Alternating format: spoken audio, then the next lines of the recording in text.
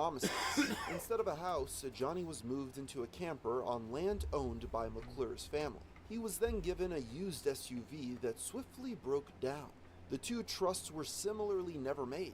Meanwhile, the couple's lifestyle became suspiciously luxurious. Kate purchased a new BMW and started vacationing across the country. She even embarked on a helicopter ride over the Grand Canyon. D'Amico, meanwhile, spent his time gambling at a concerning frequency.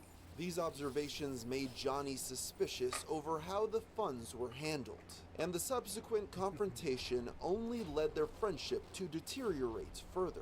To make things worse, Bobbitt then relapsed on heroin. He was put into rehab twice, before being kicked back out to the street. In the end, the man was once again homeless and panhandling. This information came to light in August of 2018, when Johnny was found and interviewed by the Philadelphia Inquirer.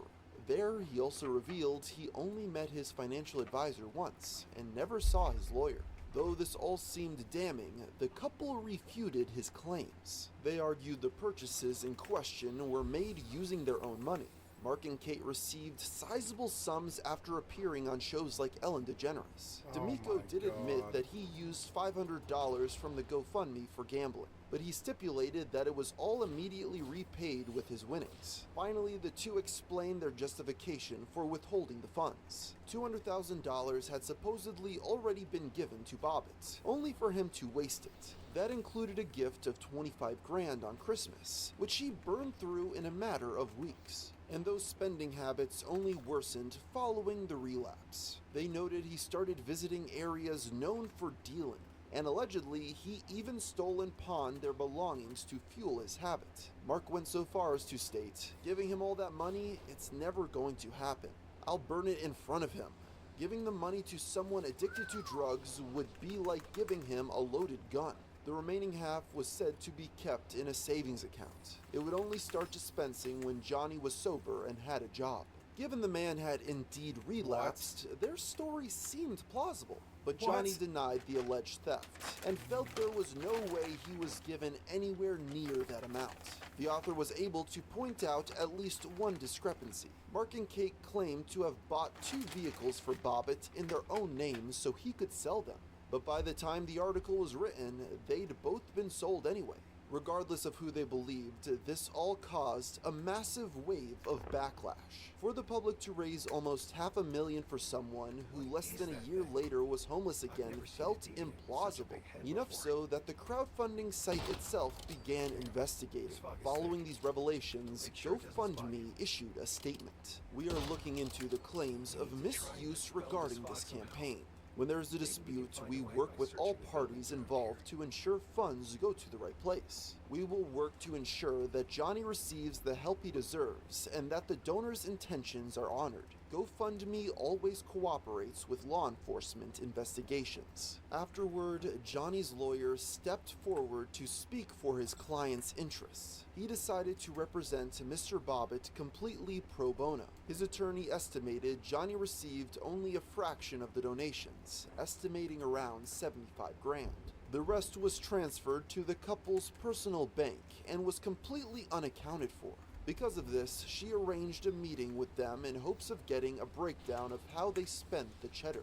But when the time came, she discovered that no documentation existed. In fact, it was unclear how much was even left. Given how specific the original plan had been, this was a major red flag. Within 24 hours, a lawsuit was filed alleging the duo had committed conspiracy and fraud.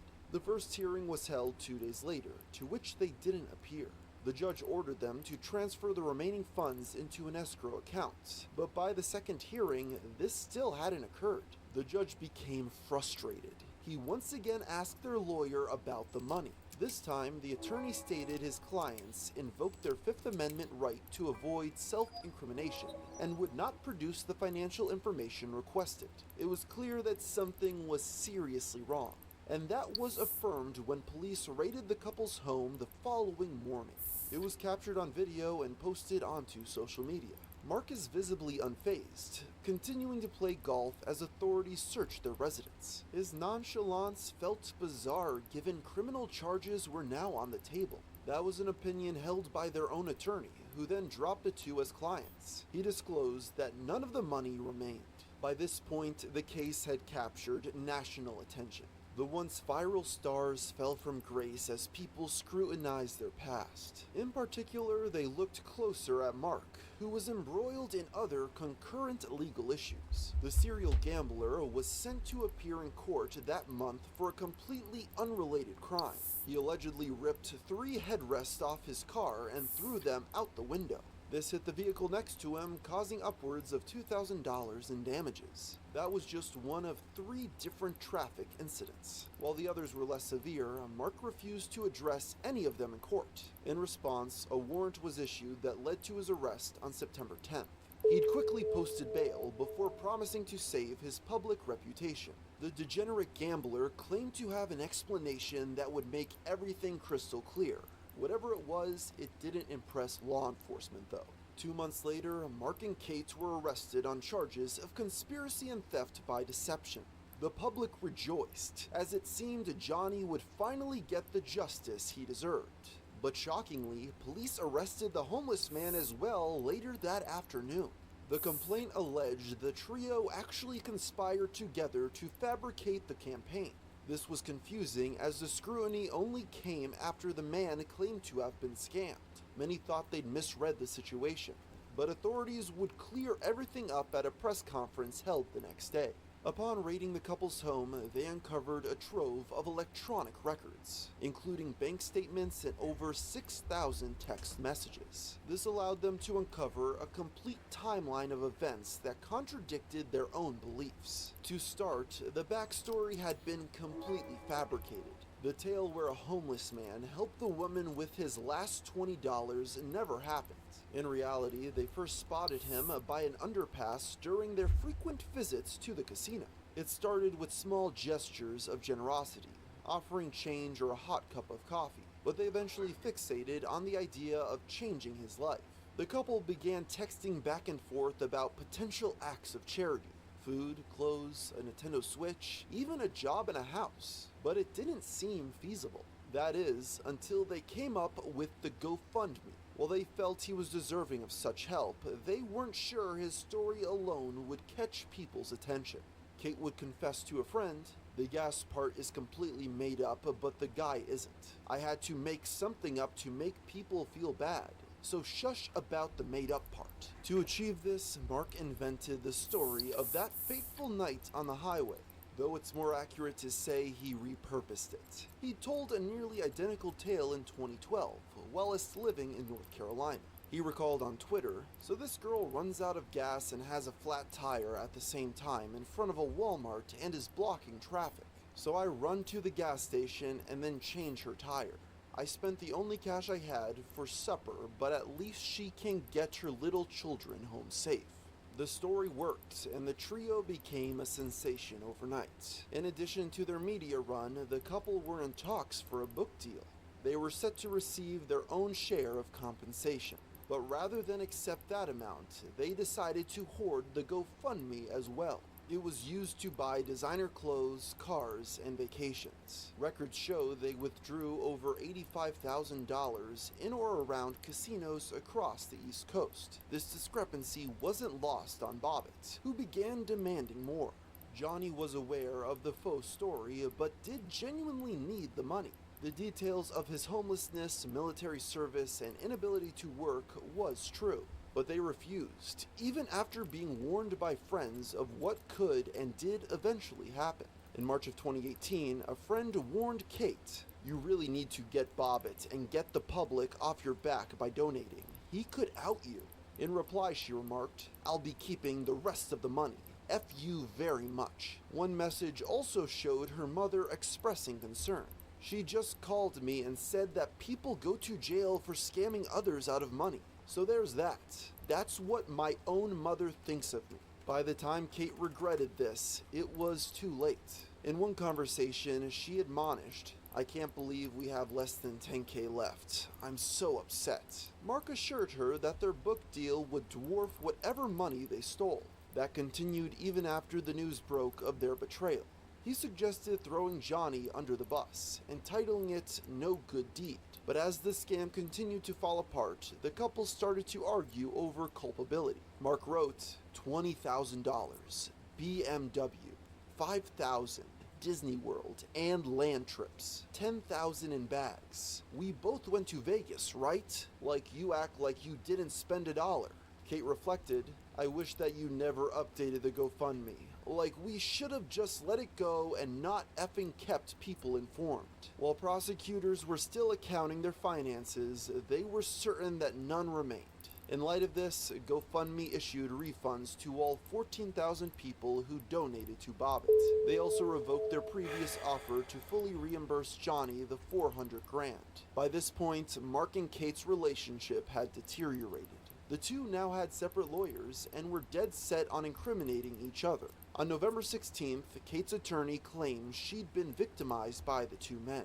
Kate's a bit naive, and she's come out of a troubled relationship, and now she was with D'Amico, who was 10 or 11 years her senior, and she was under his influence. All of this occurred because of her trust in D'Amico.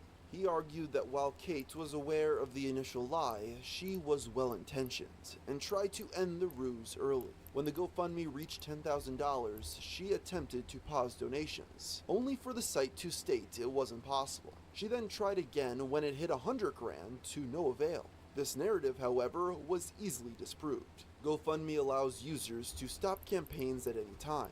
This is apparent given they'd briefly done so when Johnny asked. But critically, as it turns out, it was actually reopened afterward against his wishes. In light of all this indisputable evidence, the verdict was inevitable. By 2022, Mark and Kate had both pleaded guilty to state and federal charges. Mark was sentenced to 5 years behind state bars for the misapplication of entrusted property. That was concurrent with his federal sentence, which forced him to spend 2 years at a federal prison. Kate was similarly sentenced to a year in federal prison, and an additional 2 years in state. Johnny was a bit more fortunate. He was sentenced to 5 years on probation, and mandated to attend a drug rehab program. He was also ordered to pay $25,000 in restitution. It turns out the couple's story of him wasting that amount had legitimacy. Regardless, he was given leniency for both cooperating and being more sympathetic. Our final tale begins with an arrest in Scottsdale, Arizona on March 21st, 2014. That day, local police were called after a woman heard crying in a parking lot. This led her to discover an infant and a toddler who'd been left directly under the sun in a car. Its engine was off, and the 4 windows opened slightly. That led the vehicle to reach a temperature of over 100 degrees. The officers waited outside for over half an hour when their mother finally arrived. Immediately, 35-year-old Shanisha Taylor attempted to explain herself. The single parent was homeless and naturally couldn't afford a caretaker, but she had to leave in order to complete a job interview. In spite of this, Shanisa was arrested and booked in jail for felony child abuse. Child Protective Services then took custody of her kids. While she failed to convince authorities, the public felt sympathetic. They questioned what options she truly had in that position. One such individual was Amanda Bishop. She reflected, Shanisha was in an unfortunate situation that sadly an economy like ours is putting many single mothers in a position to make terrible mistakes like this. This led her to the GoFundMe-owned site, YouCaring. On March 23rd, Amanda started a fundraiser to assist in the woman's legal expenses. It quickly gained traction as thousands pledged support. While originally for bail, the funds were later arranged to be deposited to Taylor directly. This was due to the sheer influx of donations. By April 2nd, the page had amassed over $75,000. The description was then updated to confirm the recipient was aware of its existence. I was able to speak with Shanisha for the first time today. She will be receiving the first installment of the fundraiser this week. She is overwhelmed by the generosity of so many strangers. I hope that you will see fit to continue donating to this fundraiser. And as awareness grew, the conversation began to reach beyond the campaign. Her story received national coverage as #ISupportShanisha trended on Twitter. There, users pointed out her arrest may have been racist. A petition requesting the charges be dismissed also drew over 58,000 signatures. By the end, the public raised $114,000 for the struggling parent. This was not only heartfelt, but led to opportunities no one could have foreseen. That summer, the prosecution offered a plea deal that gave her a chance to dismiss the felonies. It would also guarantee custody over her 3 children. She simply had to complete 25 hours of parenting classes and establish trust funds for her kids. It was to be done with $60,000 from the donations. This deal was nothing short of a miracle. Her own lawyer called it proof that justice could be merciful. Not only would the mother no longer be charged with child abuse, but it ensured the money was put to good use. So Shanisha agreed and stated, "I realize I made a mistake, but I'm grateful that they took a look at my situation and what I was intending to do that day." With such an outcome, one might expect this to be the end. Shanisha could quietly get back on her feet and work towards the future. But as you can probably guess, that didn't happen.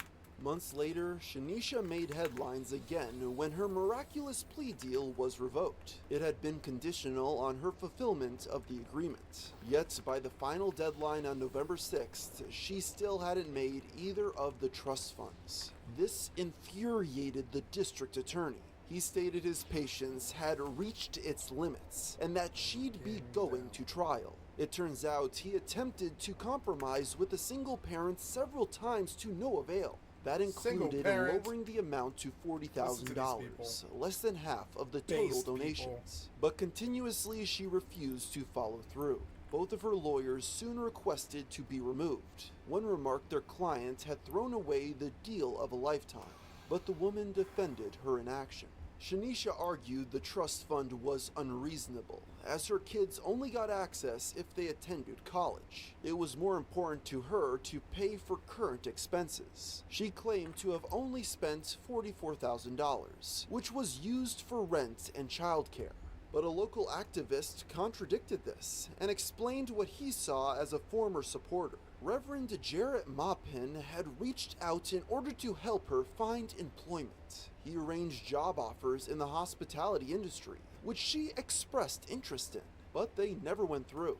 He reflected, "I call these tailor-ready jobs. All she had to do was show up." Unfortunately, she didn't. But even more damning was information he received afterward. While in his office, he received a phone call from someone who saw her at a music studio.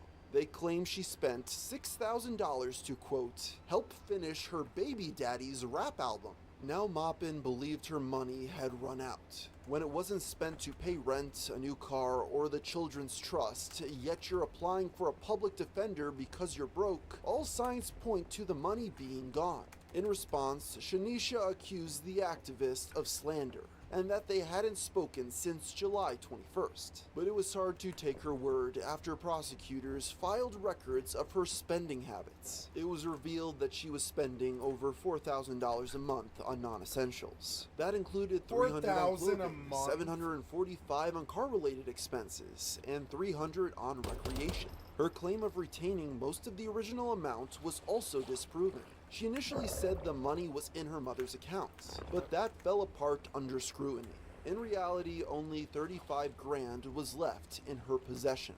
Whatever sympathy the public had for her at this point had evaporated. She was back in court, facing up to 18 months in jail and losing custody. That didn't stop her from attempting to court more donations on social media, all while still not having a job. Her last stunt would be an appearance on Dr. Phil, where she debated Maupin live on stage. Then, the TV host asked donors in the audience if anything they'd heard changed their mind. What you talking about, Shanisha? You were giving money. Anybody in this audience would have took and did what they needed to do to avoid legal trouble. And it sounds to me like we're getting a lot of excuses instead of just taking responsibility and saying, hey, you know what? I'm imperfect. I screwed up. That I can take. The trial concluded on May of 2015, when the mother once again took a plea deal. Shanisha pleaded guilty to child abuse and was sentenced to 18 years of supervised probation. This was to guarantee her children were adults when it concluded. While she escaped jail time, it was still vastly inferior to the original offer. If getting a job was difficult before, the mother now had a convicted felony. In that final court appearance, she was quiet and avoided the cameras. The public never heard from her again, as she presumably took the chance to start again more seriously. At first glance, Scarp looked like any old razor, but it had one key difference that many felt would revolutionize shaving. In place of the traditional blade was a small red laser. This supposedly had a plethora of benefits. It would allow closer contact without burns, irritation, or accidental cuts. It was also more environmentally friendly, and all it required was a single AAA battery, good for up to 50,000 hours. The concept became a media sensation, being covered in outlets like ABC, CBS, and NBC. They advertised these features while pointing out it was now available for pre-order. Because of this, Scarp easily surpassed the $160,000 goal, as tens of thousands backed them. By early October, it accumulated over $4 million. But not everything was as it seemed. What has to be understood is that Kickstarter requires a working prototype for projects to remain on the site. This should have been no issue given that the page mentions several. That included one built for aluminum and a video demonstration. Yet on October 12th, the entire campaign was shut down. The decision was explained in an email sent to all 20,000 people who donated. We've concluded it is in violation of our rule requiring working prototypes of physical products that are offered as rewards. Accordingly, all funding has been stopped and backers will not be charged for their pledges. It turns out the campaign was extremely misleading and fell apart under scrutiny. In fact, this was noted on Reddit by a user who outlined these issues a week prior. They first examined photos of the aluminum prototype. Its supposed laser resembled a red LED and bore little resemblance to the one seen on the video. The vid itself was no better. It once again lacked the laser with a thin gray wire instead. It cuts just 3 hairs over the course of 45 seconds. The author then questions Scarp's previous response to these criticisms. They wrote, "Once we're in production, we'll have alphas and betas, which we'll keep all our backers updated on. But the fibers are created at once in mass, so there's no point in extra expenses and time to run a prototype batch." The author argues, this means they don't even have a single working prototype. They're either hoping it will magically improve with mass production, or they're knowingly scamming millions of dollars out of people. I'd bet on the latter. Scarp responded by uploading a second video of the Razor in action. But it's kept far away from the camera, so there's no way of verifying what was actually being used. In the end, none of their evidence was enough to remain on Kickstarter. Their CIO later claimed the removal was due to pressure from special interests lobbying. He refused to elaborate on the who or why. In spite of all this, Scarp remained steadfast in their campaign. Within hours, the startup made an identical page on Indiegogo. It was done with the explicit permission from the site, who were, quote, excited and extremely helpful. This campaign had flexible funding, meaning they'd keep the money even if the target wasn't reached. While one might expect the project to flop given these developments, it didn't. In fact, Scarp received another $500,000. Though a fraction of the original $4 million, that was still over double their goal. Much of it came from people who kept faith in their vision. One backer was quoted in The Verge stating, "I'm trusting you, but you lost the Kickstarter for a very good reason. Get one working prototype that delivers, just one. That delivers the quick and easy shave you promised." In spite of all this, Scarp remained steadfast in their campaign. Unfortunately, their hopes were dashed as the release date of March 2016 came and went. The comments were quickly filled with backers infuriated by the lack of communication. Many pointed out the engineers began making extravagant purchases that included new cars, watches, and vacations, which they documented on social media. Interestingly, though there hadn't been updates in months, these criticisms were swiftly deleted. That July, CNET reached out to co-founders Morgan and Paul.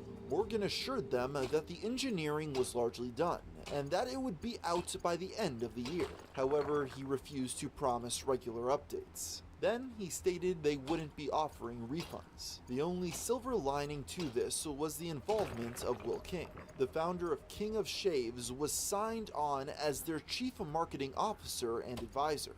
His role was to help find investors for mass production, but that was under the assumption it would reach that point. To this day, not a single working prototype of Scarp has ever been shipped. Behind the scenes, things quickly fell apart. In October of 2018, Paul left the company.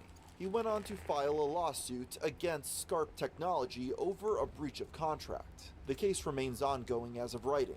In November of 2020, Scarp was dissolved by Morgan. In spite of this, he continued to post updates implying the razor was still being made.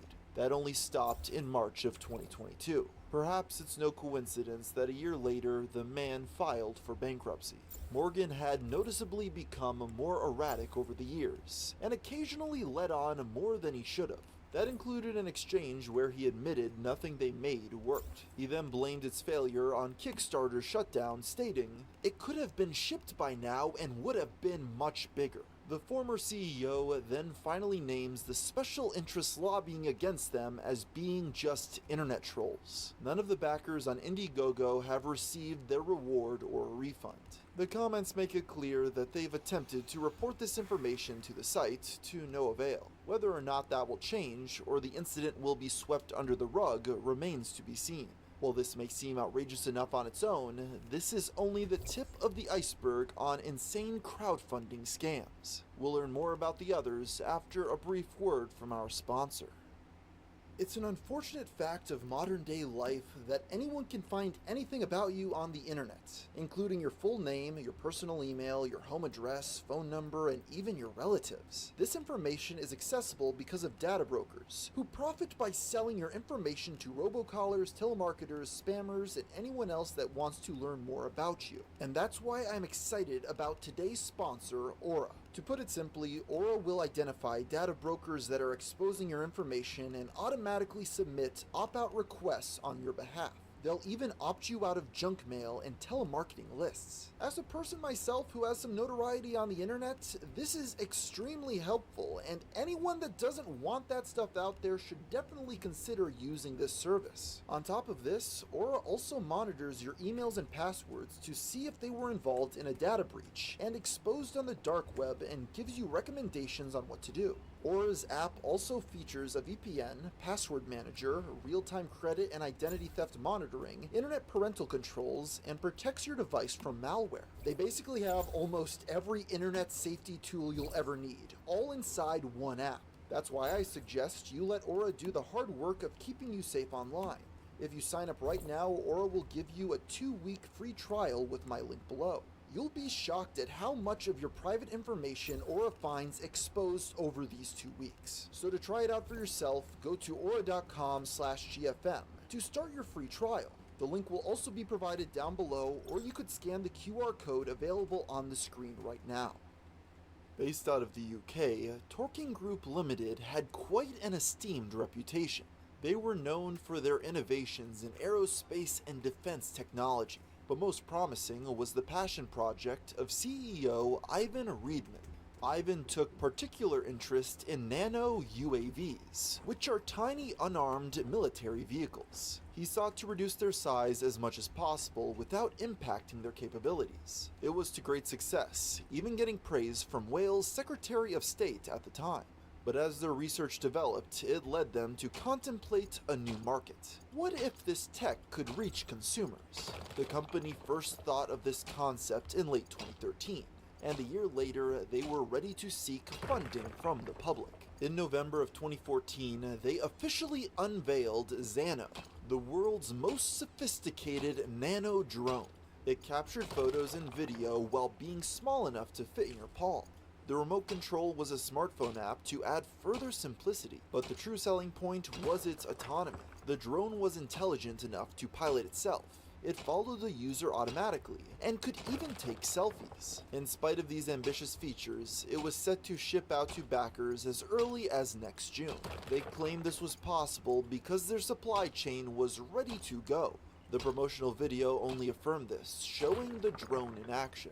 The whole campaign seemed too good to be true, but with such credentials, there was no reason to doubt their claims. The project went on to become the most funded Kickstarter project in Europe. It shot past the original budget, earning 2.3 million euro. That was approximately $3.5 million at the time. This achieved all their stretch goals, unlocking even more features. The machine would now boast thermal imaging, wireless charging, and more. Following this, updates began to be posted every week. They gave insight on their stages of production and showed the assembly lines. As the release date crept closer, interest in the device only grew. Because of this, Xano decided to take pre-orders. This resulted in 3,000 additional units being sold. In total, the company was now responsible for 15,000 drones. Everything appeared to be going well, as Xano was on track to become one of the site's biggest success stories. Unfortunately, it wasn't long after that things began to slow down. There seemed to be a constant string of complications, culminating in the June deadline being missed. It wouldn't be until early September that drones were finally sent out. In total, 600 were shipped to consumers, but rather than backers, they were instead sent to pre-orders. This prioritization infuriated the thousands who had invested under that promise. Even those who received the device weren't thrilled. The Xanos were reported to be barely operational. The following is an excerpt describing the various issues from British journalist Mark Harris. They reported that drones would repeatedly bunny hop a few centimeters in the air before landing again, or veer off wildly to crash into walls. Video quality was dreadful, and there was no sign of even basic obstacle avoidance or gesture control, let alone fully autonomous flight. There would be no refuge for their backers. On November 10th, Ivan abruptly resigned from Torking, citing irreconcilable differences. He appeared devastated by its state, writing, "The last 7 years of my life are in TG. Everything I have worked so hard for is in TG, and to no longer be able to be part of everything I have built only makes me suffer even more." This led some journalists to suggest that the company was in a serious crisis and on the verge of collapse. 8 days later, that speculation was proven correct when Torking announced it was entering a creditor's voluntary liquidation. This is roughly equivalent to an American Chapter 7 bankruptcy. They had spent all of their funding and were now liquidating the assets. "We are greatly disappointed with the outcome of the Xano project, and we would like to take this opportunity to thank everyone who has supported us during this difficult period, especially our loyal employees, whose commitment has exceeded all expectations." The page erupted in backlash, accumulating over 8,000 comments. One user started a petition declaring it Kickstarter's biggest fraud and demanding full refunds. It received almost 3,000 signatures. Even the few who received their device weren't very lucky. The drone was only functional if it could connect to their server upon being turned on. Those servers were shut down after the announcement, rendering the machine useless. This level of disaster over the span of a year seemed implausible. To many, the only rational explanation was a misuse of funds. In fact, the ordeal was suspicious enough that Kickstarter itself began to question it, but they were unable to contact Torking, whose creators disappeared from the internet. That December, Kickstarter hired journalist Mark Harris to investigate the startup. He was to research Xano's creators and pay special attention to where the money had gone. This was to determine if it had been a deliberate scam. The process took 5 weeks, as Mark mulled over documents and interviewed as many people as he could. In the end, he concluded it was not the result of foul play. The evidence instead pointed to the firm being incompetent. They were unequipped to mass-produce the drone, as the issues only continued to mount. Then the money ran out due to their poor financial awareness. But as Harris pointed out, none of them ended up rich on the backs of the crowd. However, there was still one key discrepancy: the campaign's original promotional video. Why were the shipped Xanos so inferior in comparison? In his own analysis, Harris found several red flags that the ad was manipulated. Several scenes appeared to be either reversed or slowed down. Many purported drone shots resembled the work of a videographer they'd hired. The Xano is never shown in a continuous shot from takeoff through flight, and one scene has visible effects matting, suggesting its display was replaced in post. These were all violations of Kickstarter's hardware and product design project guidelines. They state, projects cannot simulate events to demonstrate what it might do in the future. Projects can only be shown performing actions they're able to perform in their current state. Product images must be photos of the prototype as it currently exists. Ivan denied using CGI, other drones, or even selfie sticks in their footage, but he did admit that the video showed features that were not operational at the time. If this is the case, it stands to reason the campaign was still misleading and possibly even a scam. Unfortunately, it appears Kickstarter disagreed, as none of the 12,000 backers had their money returned. With that said, Xano has somehow managed to live on, at least in spirit. In February of 2017, €1 million worth of components from the drones were auctioned off, and similarly, their assets and IP were purchased by the company Extreme Flyers. In 2018, Extreme Flyers produced new editions of Xano for display at that year's CES event. Its owner loved the campaign's promise of consumer access and hoped to fulfill it one day themselves. It seems, however, that the brand was viewed too negatively for it to succeed. Following the stunt, the Xano drone was never seen again. One of the most successful types of campaigns are those that promise to improve everyday life. That was the case with Fontis, which had launched on Indiegogo in 2016. Named after the Roman god of wells and springs, it claimed to be the world's first self-filling water bottle. The device purportedly turned moisture from the air into drinking water. That meant it was functional even in the desert. It also had a lower chamber to remineralize harvested water. Not only did this seem essential for travel, but they promised those who pledged at least $165 their very own. It proved a success, raising well over $300,000 for 1,400 backers. Yet, even from the start, there was cause for concern. The creators note they hadn't yet created a functional prototype, and its science seemed dubious. The description explains that air is first run through a filter into the chambers. Then, a series of smaller solar-powered coolers bring out and condense the moisture. This results in water, which drips into the main body. However, YouTuber EvE blog uploaded a video investigating the process. So now we can actually do a calculation for 1 hour. Now they claim to be able to produce 1 litre of water in 150 minutes in a 90% humidity environment at 40 degrees Celsius, okay? Using basic thermodynamics as well as the company's own numbers, he found it was scientifically impossible. It was so egregious that he concluded they likely fabricated the data. In response, Fontis issued a statement to their supporters. The team admitted the graphics were fictitious and merely for illustrative purposes. They then said the science was incomplete as their true mechanisms were confidential. In the end, the team not only kept support but received help from the Austrian government, who offered to fund the second phase of development. But as the months went by and there seemed to be no progress, that patience waned. Every month, the backers were given new excuses as to why there was no working prototypes. That included a post in September claiming they'd integrated graphene into the design. This was in spite of the material costing twice the price of gold at the time. Months later, they finally unveiled the first actual photo of the prototype. It had no resemblance to the advertised design, and as many pointed out, functioned like a dehumidifier. The deadline of April 2017 came and went as it remained in the concept stage. In May, the team revealed the bottle's new design, but the more attentive noticed new fine print. Drinking distilled water for longer periods of time is not recommended. Gradually, updates became infrequent, with the final post coming in August of 2018.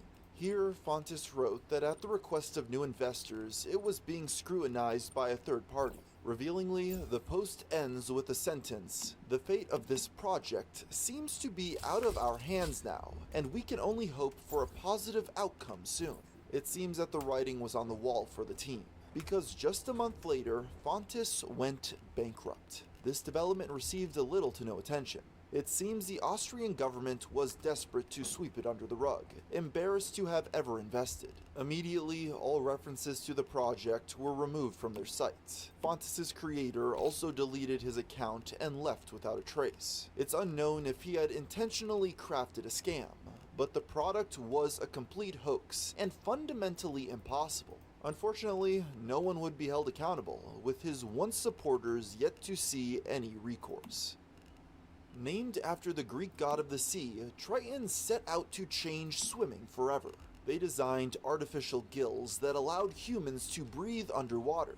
This was achieved with a respirator that gave the user oxygen by biting. It was even said to last upwards of 45 minutes. With such a promise, the $299 pre-order seemed like a steal. The cheapest options quickly sold out as the campaign exploded. Within weeks, the project amassed nearly $1 million, but not everyone was convinced. The fundraiser appeared out of nowhere and just seemed too good to be true. This was a concept that had eluded both the world's top scientists and military contractors. If such an advancement was made, Triton would have easily found investors themselves. This suspicion was felt within Gear Junkie, an outlet about outdoor gear. On March 25, 2016, the site published an article questioning Triton's legitimacy that included opinions by experts who agreed the product was impossible. Their issues lied in three major points. Firstly, it needed to produce 90 liters of water per minute to produce enough air to breathe. That necessitated far greater power than the model was capable of. Similarly, the system lacked a reservoir to hold the compressed air. And finally, the device had no metering. You see, below 15 feet, pure oxygen becomes poisonous. This is addressed in scuba gear through a regulator that mixes it with other gases. Not having this made the gills an extreme safety risk for consumers. But it was unimaginable to fulfill any of those mechanisms into such a small device. When reached for comment, Triton declined to respond. But Indiegogo initiated an investigation after being sent the article. On March 31st, they told Gear Junkie the project was under internal review. Within 24 hours, Triton shut down their page willfully and refunded all the proceeds. However, they disputed the product being a scam. The team apologized for being secretive as it was to protect proprietary technology. They sought to fix the issue by launching another more honest campaign that included revealing the new aspect to the design, that it was using liquid oxygen. Unfortunately, this explanation wouldn't suffice either. Liquid oxygen is cryogenic and must be stored at extremely low temperatures. Once again, this was infeasible given the design and nature of snorkeling. Beyond that, the volume could only supply divers with 1 or 2 breaths, a far cry from artificial gills. Ultimately, Triton did little to actually address their product being literally impossible. Yet somehow the campaign managed to raise another $500,000. For months, it seemed like Triton would get away with their scheme. But that changed in June when the second fundraiser was abruptly shut down. As it turns out, Indiegogo had continued looking into the project and decided to ban it for good. The following message was then sent to backers. Over a month ago, our Trust and Safety team reached out to the Triton team in response to numerous questions from our community surrounding the claims made in their most recent campaign. Despite our repeated requests to substantiate these claims, the Triton team have not been able to comply. The money was returned as Triton ultimately left empty-handed. They never made another statement on the matter, instead hoping to be forgotten. The project's website and social media accounts quickly disappeared. Not long after, so did the online presence of their individual team members. Interestingly, Indiegogo's decision to act may not have been fully self-motivated. Days after the relaunch, a page was started on their site to denounce the gills as a scam. It was updated after the ban with insight on the project's end. We organized a small group of volunteers here in San Francisco Bay Area to put pressure on Indiegogo. My company provides litigation for a number of prominent local law firms, including ones that specialize in diving and marine-related litigation. We called in some favors to get them to participate with us so that they would be taken seriously. We had a large package of documents with supporting legal materials delivered by certified mail to the Vice President and General Counsel of Indiegogo. We also obtained the support and assistance of a California legislative assemblyman who expressed his willingness to spearhead an investigation if the outcome, indeed, was misappropriation of funds from innocent contributors. It seems the crowdfunding site had their hand forced by threats of legal action. Given their general inaction towards other stunts, it proved worthwhile, because thankfully in this story their due diligence was done and no one was hurt. It's become a bit of a stereotype that people will argue about anything and everything on Twitter, with one of the most popular subjects for debate being politics. In the years 2016 to 2020, battles between supporters of then-President Donald Trump and those who hated him were particularly fierce. One common talking point used by anti-Trump activists was that all of their opponents were racist white people.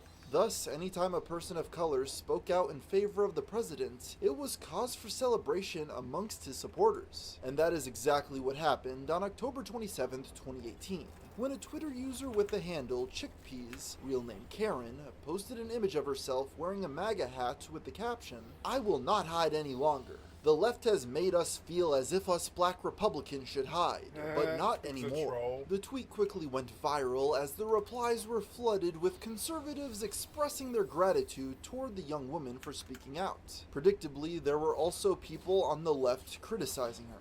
While this attention was clearly what she was hoping for, it seemed as though not all of it was contained to the internet. Merely a day later, Karen made a follow-up post stating that her parents had completely cut her off financially due to her political beliefs. She even later uploaded screenshots of a text conversation she had allegedly had with her mother, apparently also kicking her daughter out of the house and completely disowning her.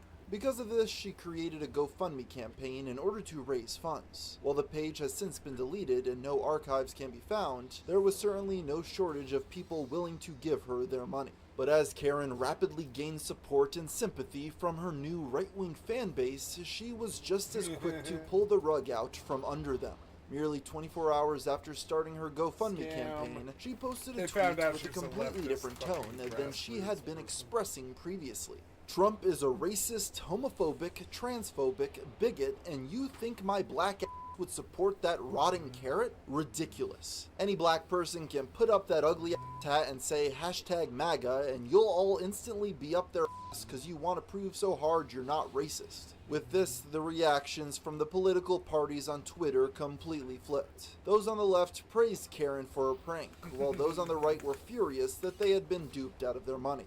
The young woman seemed to have no remorse for what she had done, though, publicly boasting about her expensive purchases. No remorse. Now, it should be noted that it's unclear exactly how much money Karen raised, and more importantly, how much she kept. As previously stated, the GoFundMe was deleted before it could be properly archived, so the best source for this information is her recollection after the fact. It certainly doesn't help that various sources who claim to have spoken with Karen offer wildly different answers. Some say she raised roughly $150,000, while others state that it was closer to just $200,000, which she refunded immediately. Considering the fact that she is not currently under investigation for mass fraud, the latter explanation does seem more likely. Surprisingly though, this is only the first of many off-the-wall Twitter users that try to collect money. Social media profiles being hacked by malicious third parties in order to promote scams to their unsuspecting followers is nothing new. A constant battle is raging for web developers to beef up their security faster than these pirates can find loopholes to exploit. And in 2020, one hacker was able to open a backdoor so wide that it shook the entire global economy. It all started on July 15th, 2020. When a tweet was posted to Elon Musk's account which read, "I'm feeling generous because of COVID-19. I'll double any BTC payments sent to my BTC address for the next hour. Good luck and stay safe out there." Unsurprisingly, many people were skeptical about this promise. However, the fact that the billionaire had previously been very outspoken about his interest in cryptocurrency was enough to convince a subsection of onlookers that this was legitimate, and thus they began sending their bitcoins to the address listed. It most likely goes without saying that this tweet was not, in fact, written by the current owner of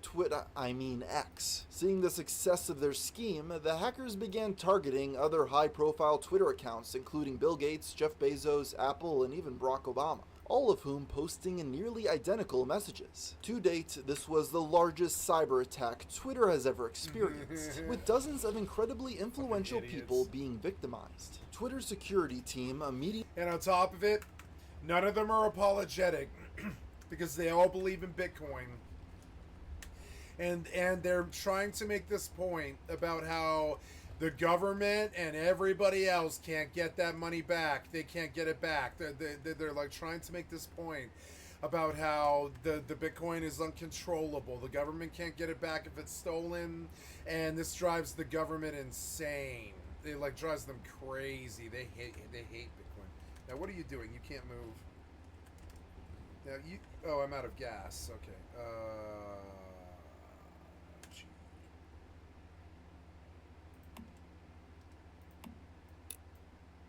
Nice.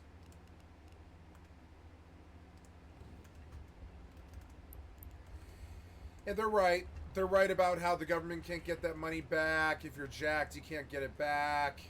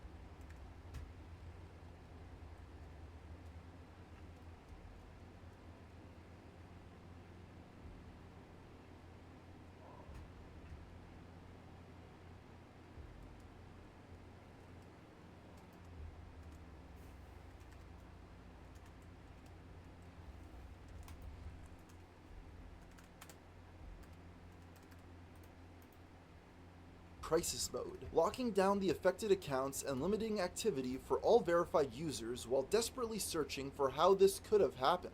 They soon claimed to have discovered what they described as a coordinated social engineering attack by people who successfully targeted some of their employees with access to internal systems and tools. As this was happening, the hijackers seemed to be reveling in the pandemonium they were causing.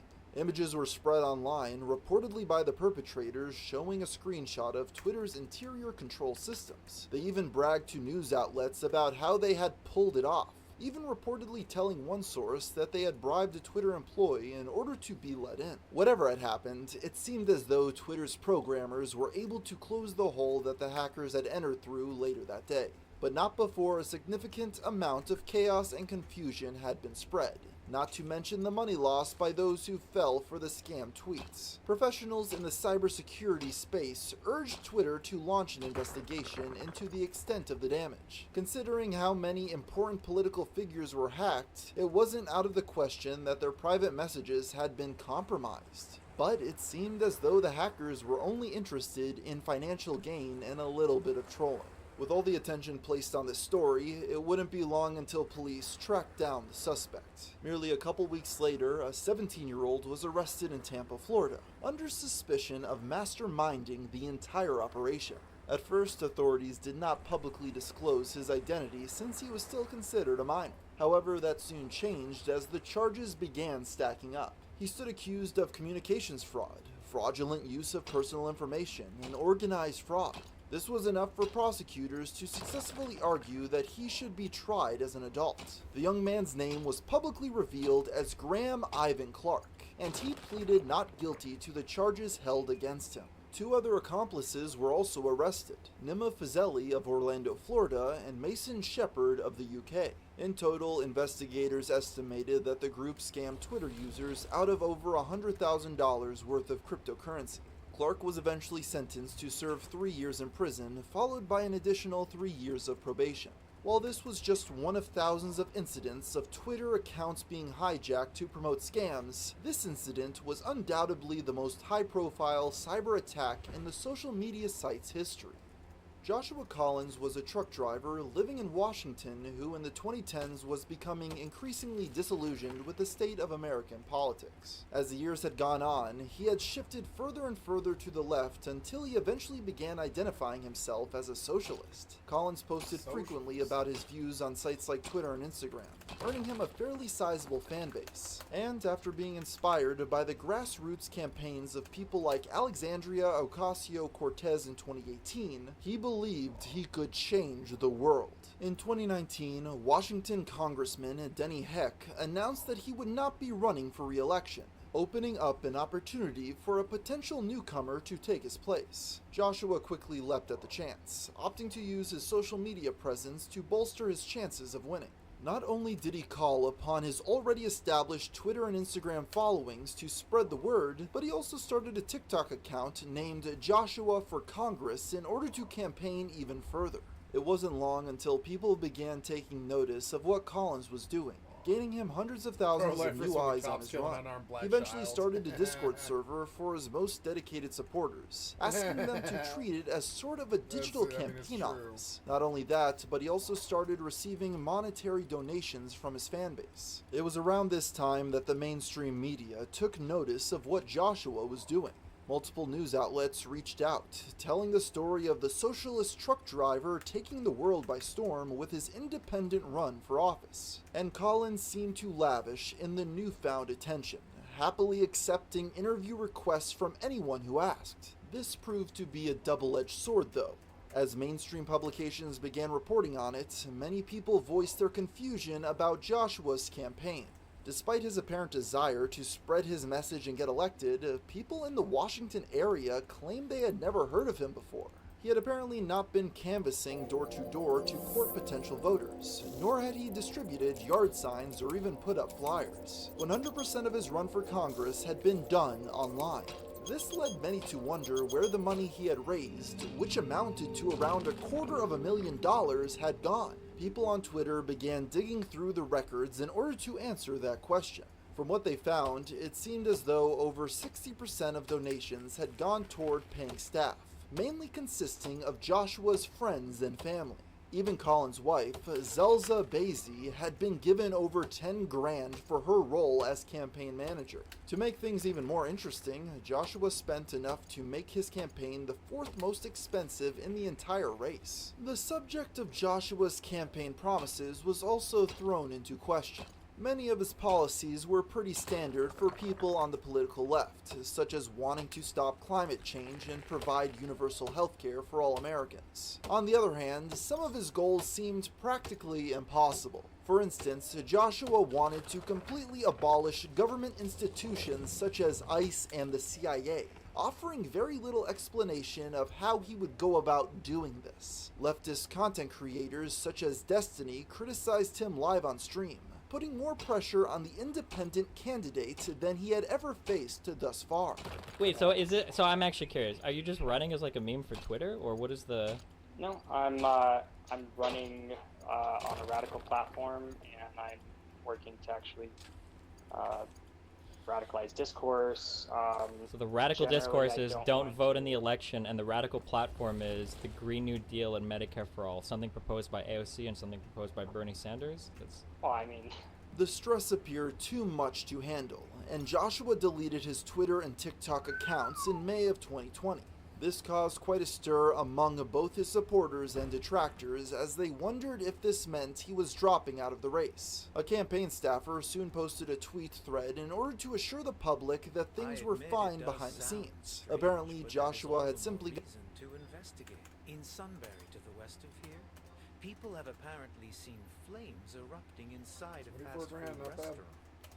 Within the flames, it is said, the shadow of a dragon appears. I am convinced the deviation is at work. I don't have any more information than that, but that seems like more than enough to go on. My guess is there is no serious danger. As long as you are careful, you should not have any problems staying alive. As for where exactly you will find it, I am not sure of its culinary preferences. You'll have to look around.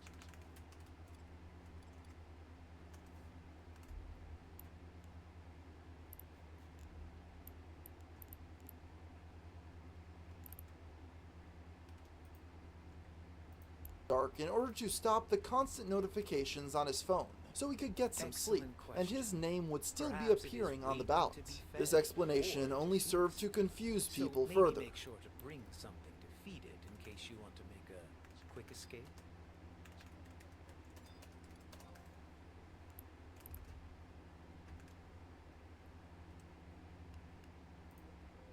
And in the cold light of day, not much of a monster. It obviously reacts to the fog, ballooning in size. What do you want to do with it? Well, we can't just release it back into the wild now, can we? It must be contained. I'm sure you have a securement unit you can use to store this deviation. Just make sure not to let it fill your home up with fog. And if my suspicions are correct, this is actually quite a valuable find. I think it will be a boost to your combat power, if used properly. Don't worry. I'll help you find a way to control this little guy. Maybe it could become the guardian of your territory. I admit it does sound strange, but that is all the more reason to investigate. In Sunbury to the west of here, people have apparently seen flames erupting inside a fast food restaurant. Within the flames, it is said, the shadow of a dragon appears. I am convinced the deviation is at work. I don't have any more information than that, but that seems like more than enough to go on. My guess is there is no serious danger. As long as you are careful, you should not have any problems staying alive. As for where exactly you will find it, I am not sure of its culinary preferences. You'll have to look around.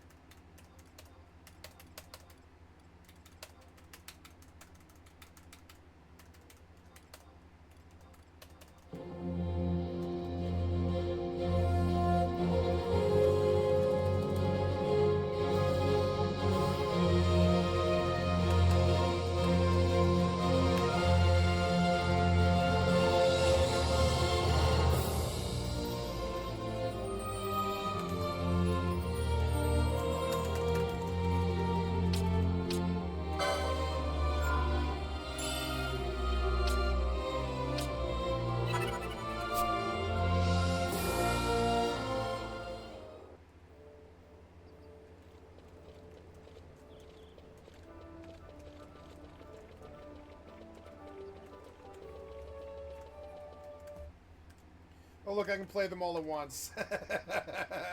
Oh, no, I was like, do I have to turn off 11? And the answer is no. The answer is no. I'm gonna turn 11 towards making me money. I'm gonna start playing 12 for combat. Like, and when I have nothing else to buy, I'll go back to combat. But for now, I'm just gonna keep farming until.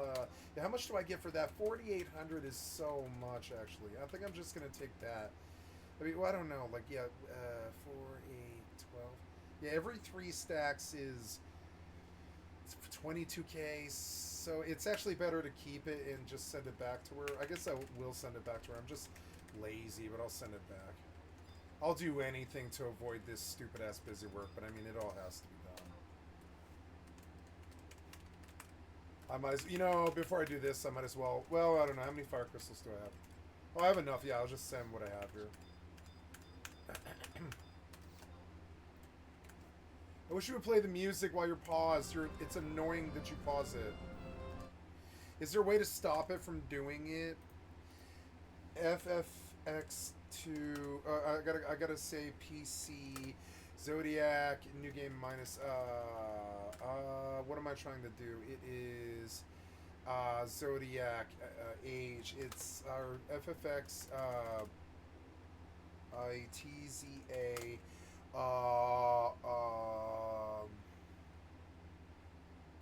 pause while alt tab.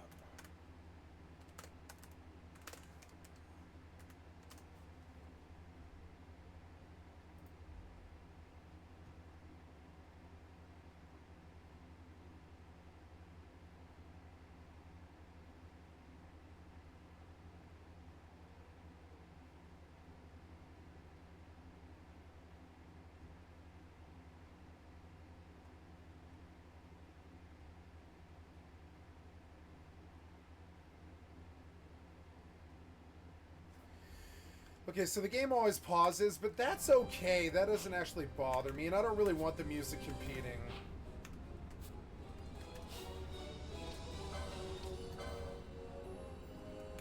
It's weird how... Is WSAD to move the cursor around? Oh, I see, okay.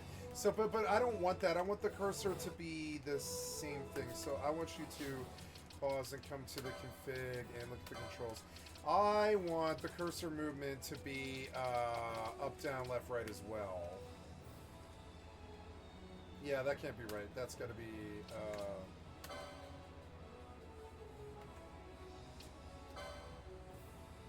cursor movement needs to be up, down, left, right. Oh no, camera movement always needs to be... Well, no, wait. I could actually switch it around, yeah. Or no, that won't work, will it? It sucks, but I guess I see it here. It's camera movement needs to be up, yep, and then you go back to cursor movement over here. I can do it over here. I just have to memorize it. That's okay.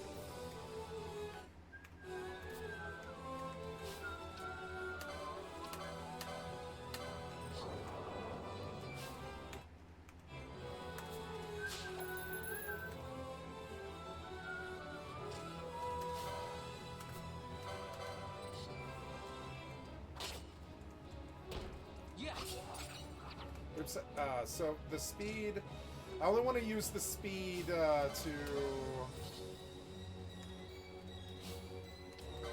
walk around.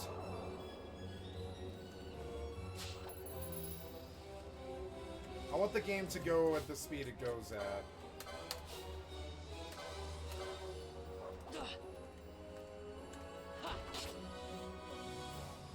I love this game. I've always loved this game.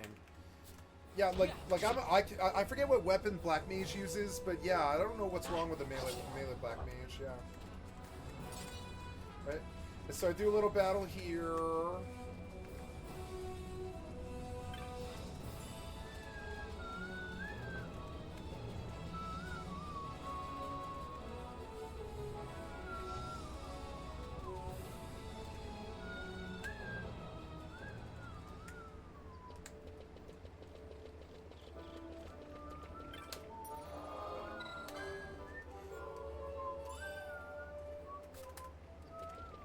I love the fast run. It makes the game so much better and more tolerable. It reminds me a lot more of Final Fantasy XI that way. God, the walk speed was so bad in this game. But when you fix it, it makes it an amazing game.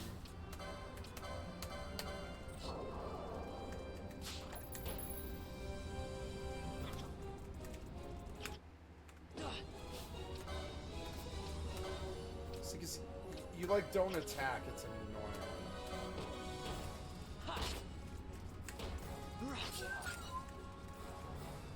I love this stupid game. I just wish it would play in the background. The whole reason I bought it was autopilot, and I need the game to play in the fucking background without pausing.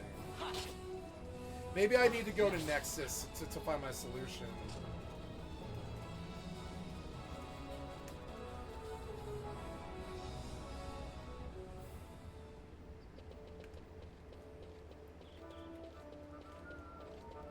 I don't know, maybe I should just keep the speed up and then slow it down on hard fights. But I think I should keep the speed up because the game's so fucking slow anyways. But like, I like how I can scurry around at top speed and stuff.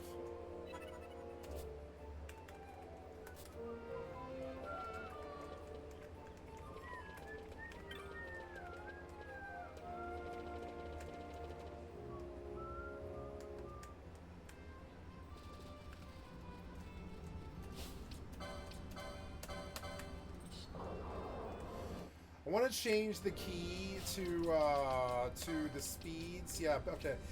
Battle speed is slow.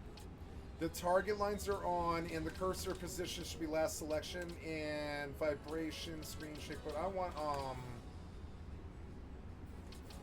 yeah. No, I want to change. Oh yeah. What are the graphics settings at right now? Adaptive. Double buffer, triple buffer, double buffer, triple buffer, 60 FPS. Edit subjects, 16 high. Ooh, look, shadows are high. Character self-shadowing is on. 8x, SMA, FFXI, SMA. Ambient occlusion, full resolution, depth of field should be off. Glare and soft particles, and that's all good. Yeah, hey, cool, nice. This game's so good. I think the music could be bumped a little bit. All of it could be bumped a little bit. Wait, max LP, what does that mean?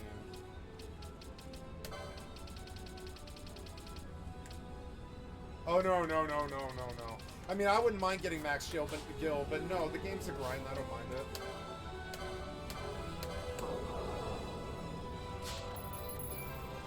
I love this game. It's like a high graphics FFXI.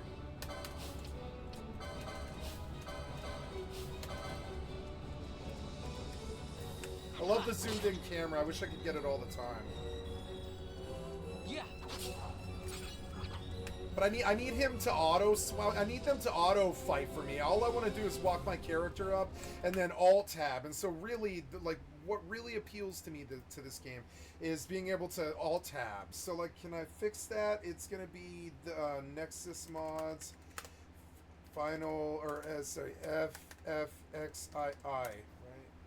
Final Fantasy 12, the Zodiac Age, Nexus mods and community. I want to look at the most popular of all time.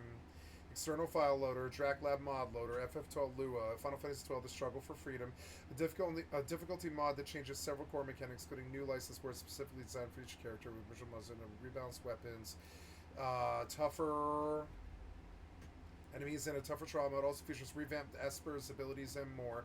What does the mod change? Struggle for Freedom aims to the more challenging, balanced version of 12 while still being fair and adding quality of life features. Struggle Freedom jobs, which feature unique jobs for each character based on their canon, was originally said of being a wild card that can be assigned to anyone. Von Skyr Pirate is a thief ninja, focusing on swift attacks with daggers and ninja blades while stealing and evading attacks. Vanilla Dancer is a white mage dancer, focusing on healing and buffing while striking enemies with rods and poles. Okay, the PS2 board, which features the reloads with the rebalance unchanged characters, so that each character has brawler. Espers have guests that can no longer set off trials. Enemies have had their stats. Certain steals and drops have been changed. Trial mode enemies, certain broken enemies such as Dusty have been severely nerfed. Many enemies have severely or have different pieces of equipment now, such as Eurotan, Yensa, Treasure System, Diamond. I want to look for a mention of the word pause or alt. Yeah. Although there's nothing stopping you from this mouse right now, isn't it? Although there's nothing stopping you playing with those modes. Altered versions. Valthier has the highest fatality. Damn it, many concerns out there with most of they were vanilla. Thank you for playing. Please. So I read a thing earlier about.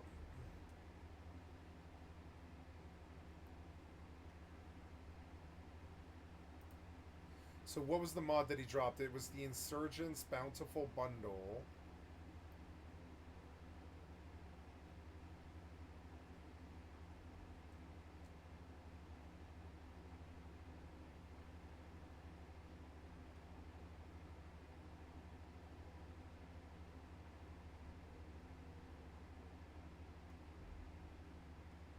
Wait, foes respawn on site?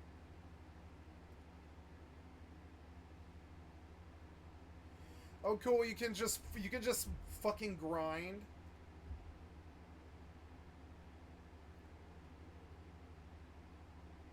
Cool. You can turn off the mini map. Yeah, but infinite summon and infinite chocobo. Okay, so I want to see about pause. Anything about pause? See, he doesn't have it in this mod. I think you're lying.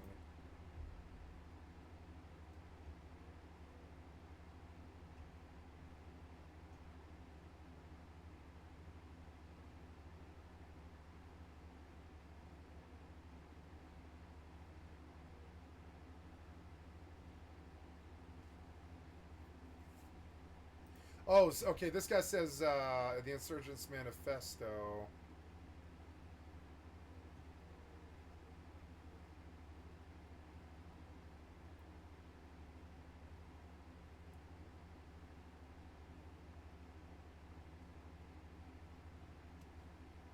No hidden normally in the game is plus EG wait mode, okay.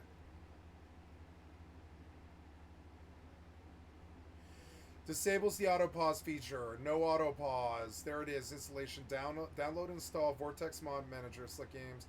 Download, install the external file loader. Download, install the Lua loader. Download the mod via the mod download manager. Slick downloads on the side of the session. Select install Slick mods on the left side where enable the mod. Modify the configuration file to toggle optional features if necessary. Uninstall the mod via the Vortex.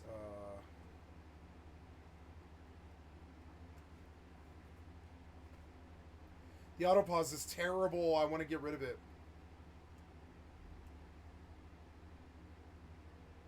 I almost want to do this badly enough. Because, yeah, the fucking autopause drives me crazy. Disabling autopause, right? FFXI, disable autopause, right? I want to disable autopause.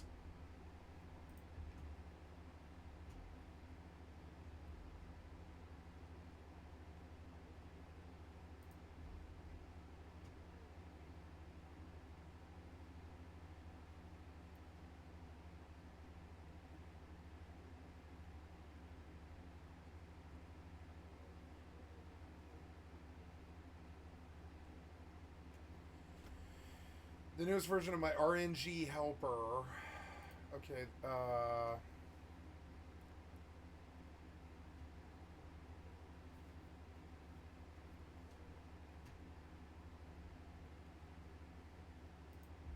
he's right, some of them really actually did this. They turned off the autopause.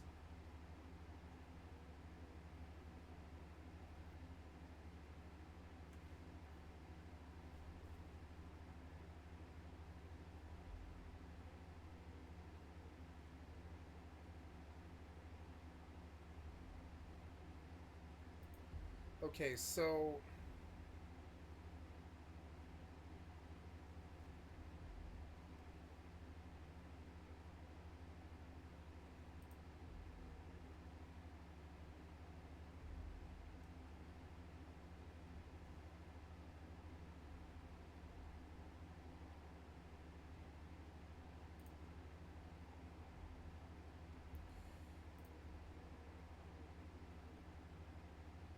you select the path to the TZA EXE. Maybe I fucking fixed it. Let's go see. I think I've got to pause out. I've got to leave this client. I really don't like the auto pause. It's like a deal breaker to me. I almost want to return the game over it. fuck the auto pause. I want you to keep swinging and fighting while I alt tab, like Final Fantasy XI. And then this game becomes one of the greatest single-player games of all time. But as usual, the developer poisons the fucking well. They always poison the fucking well. It's so annoying. I spend most of my time trying to combat them while they fuck up their own products. I swear to God. Okay, so good. Log me out here. I got a good save. I love this game. I want to grind it forever, but you fuck it up too badly. You know, I installed this game on C, but I think my save file always gets saved, so it doesn't really matter. I can always just reinstall the mod if I ever need to reformat or anything. I can just reinstall this client and remod it. So, I found my solution here, and I want to save this because this is like really good info for me. What else are we doing here? We're going to, so what do we do here? So now I go into the downloads and I come to the top, and I want to say, FFXI patcher or whatever. We'll make a new folder for it. FF12, no pause, right? And I'll take a copy of this somewhere else where I'll never fucking lose it, like D. Yep, FF12 no pause, right? Extract here. Extract all. Extract. Okay, good, but I mean, like, okay, whatever. Yeah, like, just open it. And okay, you say that I need to, okay, so use this. You select the path to the FFX12 TTX and press patch. Okay, so I select the path. No, I trust this, I think. Yeah. It wouldn't be on GitHub if it was bad. Okay, so the path needs to be laid to the path of the game, which is going to be in C program program files, Steam apps, common, the Zodiac Age. And then I have to find the tzA.exe there. Okay, and then and press patch. Okay, open.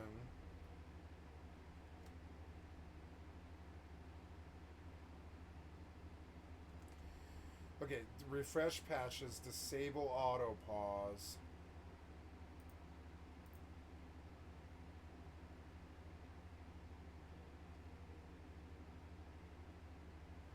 Wait, I'm scared that you didn't do it.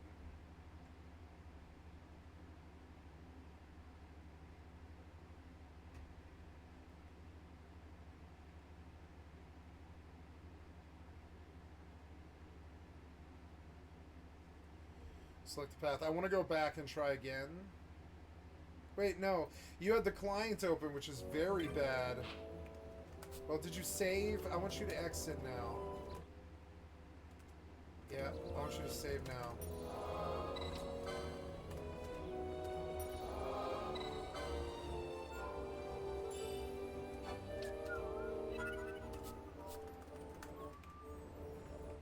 Yep, V, quick game, out. Can't believe I did that like that. Okay, run the patcher. Okay, so tools, create a patch, and then create, refresh patches, but I want to get the same thing, and I want you to disable world render, disable minimap render, disable autopause Steam, disable autopause, right? And then I want you to disable autopause, for the latest Steam version, apply. Oh, no valid path.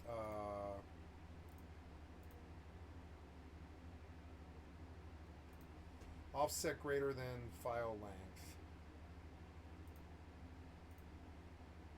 Oh. I want you to open that, and then I want you to do the auto pause. There, it did it, I think. Okay, now I want you to load again.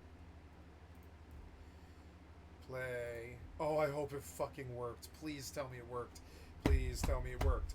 Please tell me you fucking fixed this. Like goddamn developers always poison their own goddamn well. Tell me you fixed it. Tell me you fixed this. Did you pause? I don't think you did. I think you would have. Yeah, I think you would have even. So this game takes a long time to load.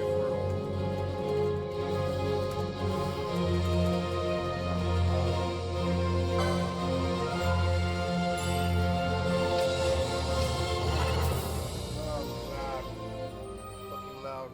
Chill out. Okay, now.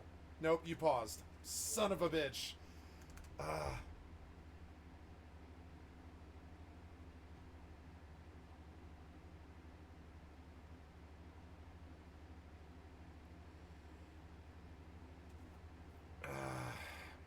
If you prefer that, but see, this didn't work.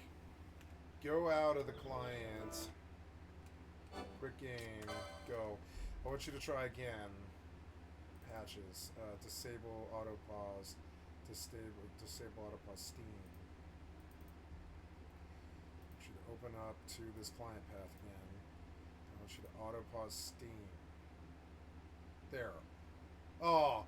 But you you didn't exit. I told you to exit, and this is probably why it's not working. See, you're glitched now. You're like glitched now. Just close. Just kill the client. Just kill. Do you really want to exit the game? Yes, I do. I want you to stop.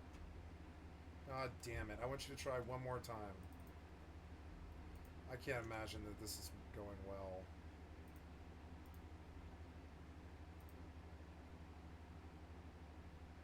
Maybe that worked. I can't tell if you're working or not. I'm gonna try one last time.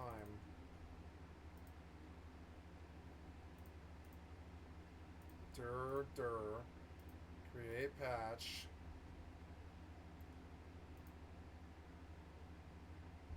Nope. Refresh the patches.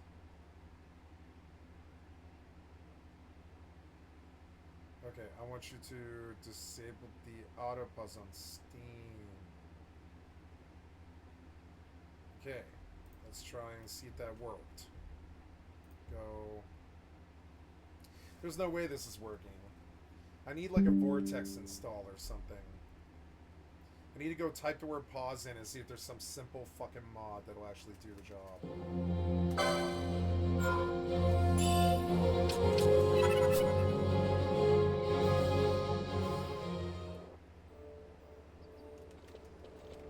Nope, you're auto-pausing, and this did not work at all. And now I just want to delete you, because you are not working. It was worth a try. I really thought you might be it, but almost never is any software work for me. I don't know why you guys get by with all these downloads and everything, because it never ever works for me, most of the software that you try to do. So I'm looking for pause. Anything that says pause. Oh my god. Auto something? Anything auto. Brutal auto save overhaul. You just choose between complete remove auto saving or allowed to stay put, or will only save and change in locations. Okay, so nope. We're gonna go back to where we were. Go back and we'll look at the most popular of all time.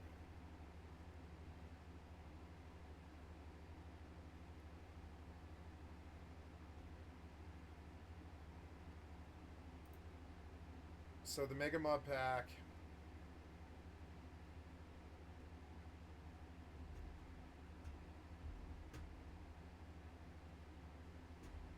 Nope.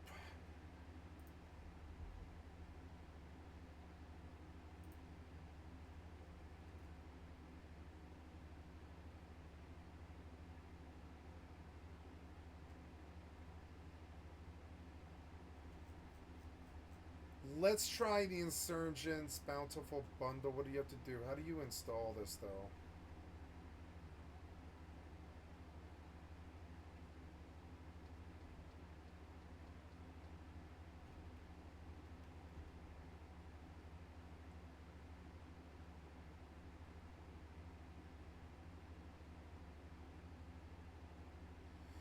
I might need to mod the game like this. I don't want to do the whole Vortex fucking vibe. No, this doesn't even have a Vortex install.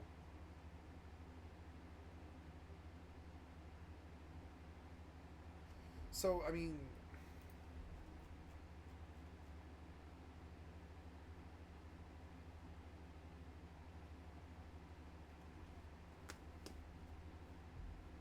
Yeah, but the mod, this doesn't have a mod manager download button. So no. So your installs are so stupid. They take so much time. I'm not willing to do it.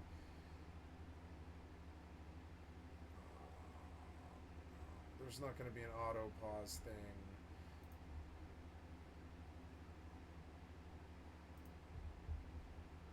It doesn't though. It doesn't though.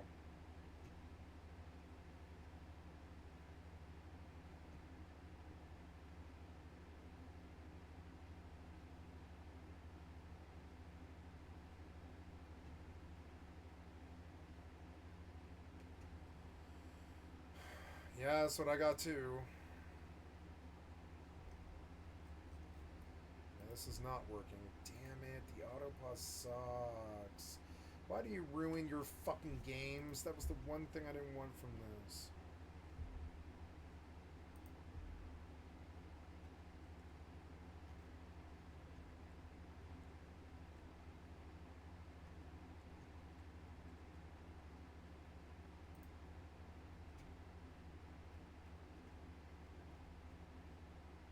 So I guess we could try this, but this doesn't have a Vortex install, though, does it? It doesn't.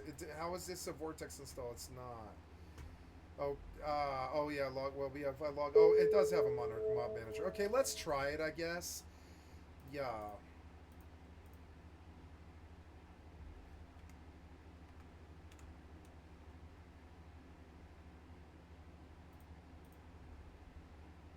What do you mean? Okay, download through Vortex. Oh god. Yeah, so I need Vortex itself.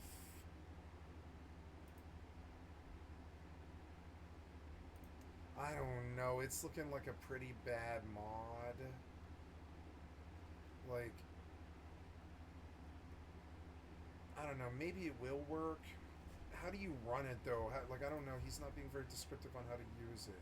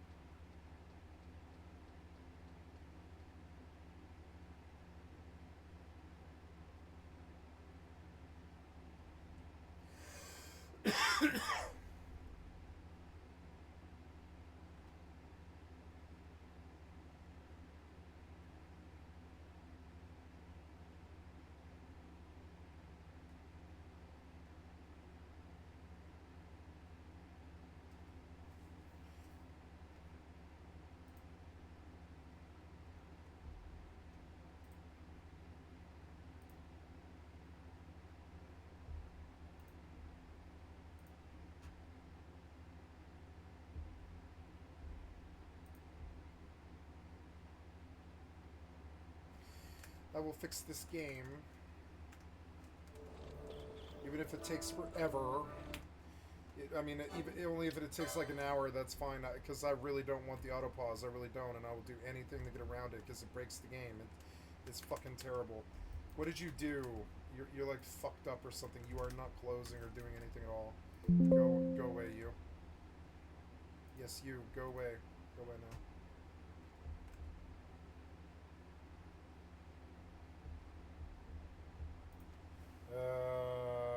I'm sending my main fire crystals.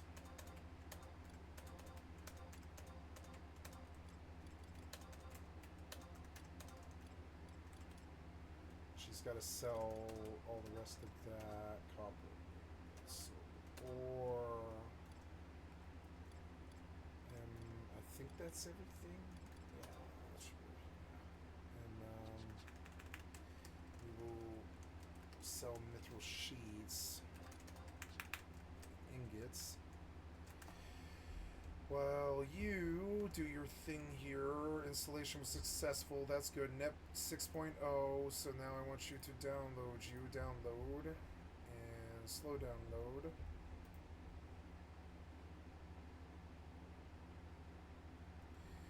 I will do vortex install.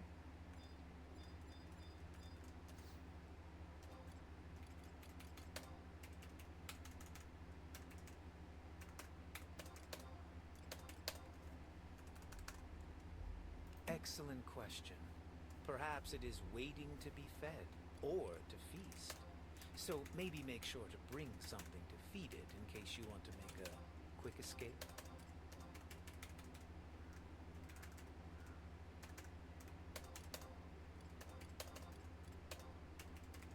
$44 is not good enough, but I'll take it, whatever. Ah! Ah! Hate typing this stuff.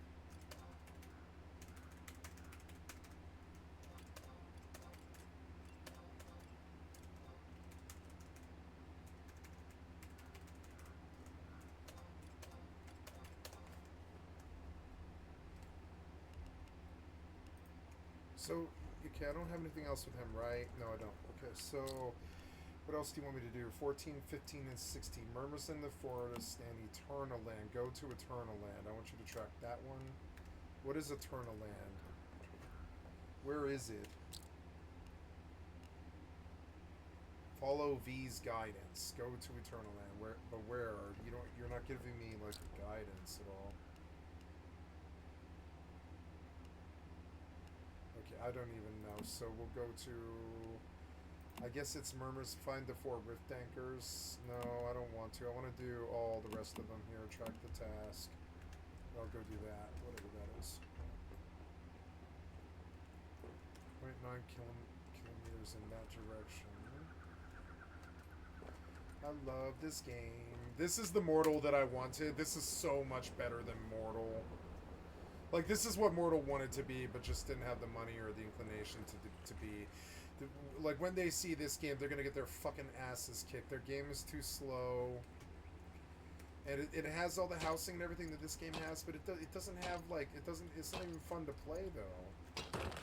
And it's sad that these other games are kind of, like, stealing its, like, thunder now. I mean, you insisted on that clunkiness. You're stupid. You see how pretty much everybody wants Fortnite now? I want Fortnite. I want this kind of Fortnite movement all the time. Your clunky ass bullshit sucks. Your locked in first person shit sucks. Your locked in third person stuff sucks. Like, I need to be able to do all of it. You know? Mithril Sheep of 4,300, 4301. So now, I want you to continue on down this process of modding. It appears the vortex is done. I want you to install now. Where'd you go? You should be loading now. Let's go. Yep, go.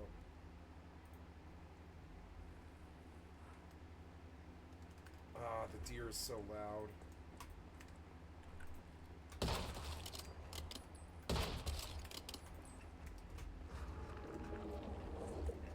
That. I keep hearing that up there, but I don't know what it is.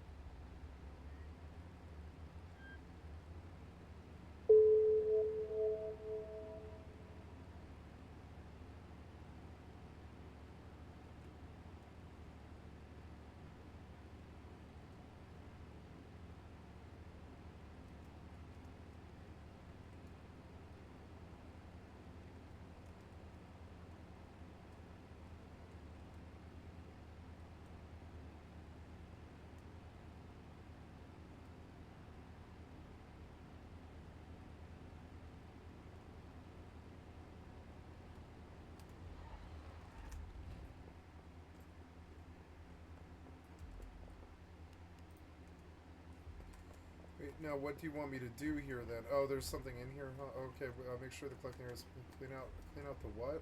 Okay. Kill everything, I guess, is what you're saying to me? I don't know. What am I doing here? Oh, yeah, so the vortex thing. Did you ever start? Yeah, you did. Okay. Run vortex, damn it. Okay, now... right? Okay, so, and then we go back. And we go back, and then first we do the Vortex Mod Manager. Download and install the external file loader, version 1.130. First have to make sure Vortex is running.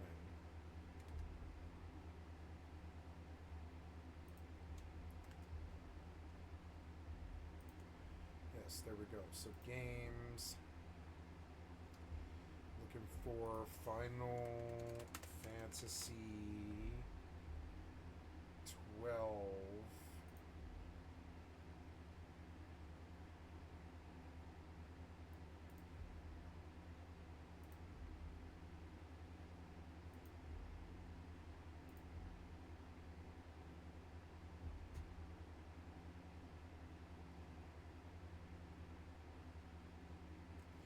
See, I knew it would be this terrible thing, but I mean, like, if they can give me a way out of the problem that I have, I'm happy, you know.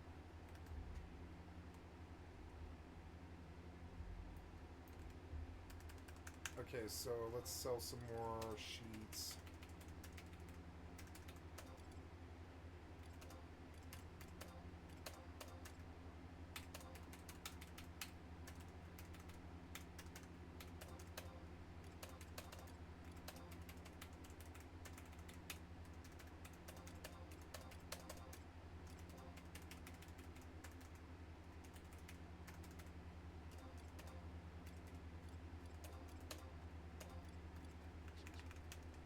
Okay, that was good. I get to log over.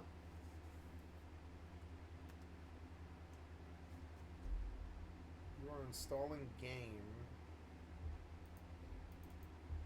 Now, are you asking for something that I'm not giving you or something? I can't tell with that. I can't tell. Are you doing something that you're not supposed to be doing here? You look like you're frozen.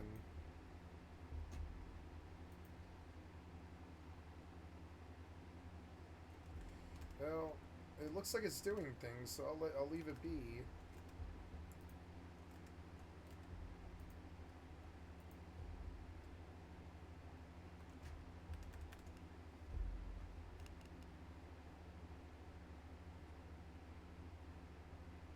Find and kill 5 deviants in this green bubble. Okay.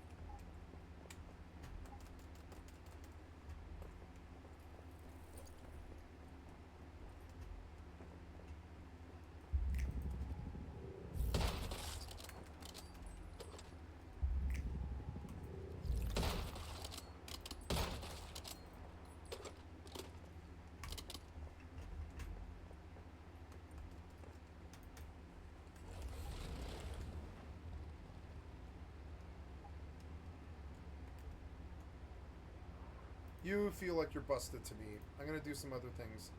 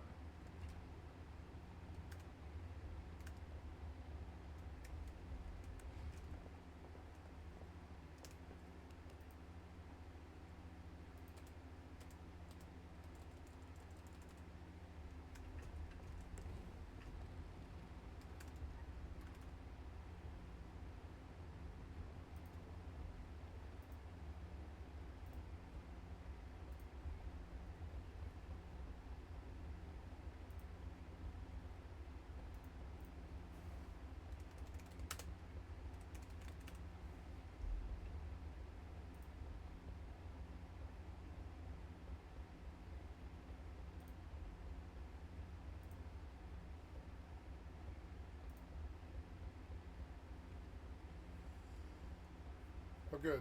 It did it. I will get what I want from you, developer. If you didn't poison the well so much, I wouldn't have so much of an issue.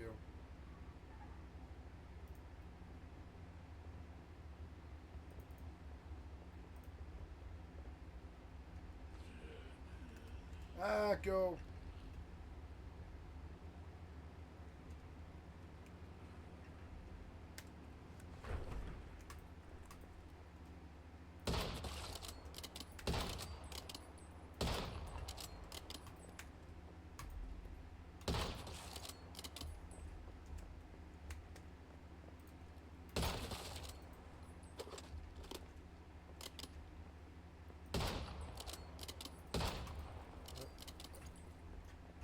It's like friendly, I guess.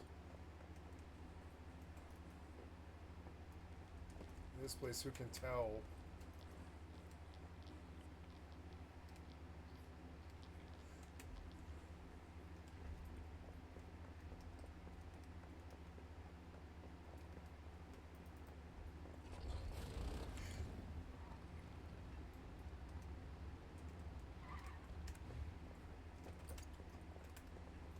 Okay, did we do this? Okay, we got it. We got in, and we're like doing this game now. Okay, so now we go back here. I don't believe this is where I want to be, and I don't think I need you, and I don't think I need. Oh no, I don't think I want you yet. Oh, did I lose where I was or whatever? Was this it? Yeah, this is it, the Insurgents bundle, right? So how do I install this, right? I have to do the external file loader, install with Vortex, slow download, always allow, open Vortex, right?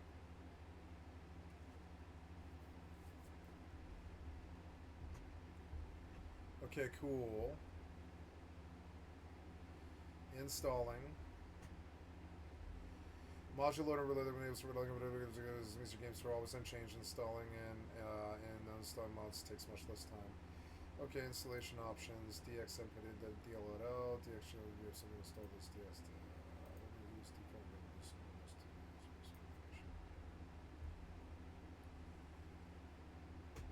Okay, good. Now, what else do you want? You want unhandled evidence will deploy upon reading. We're going to read it undefined. XX external file loads not be delivered. Please see details.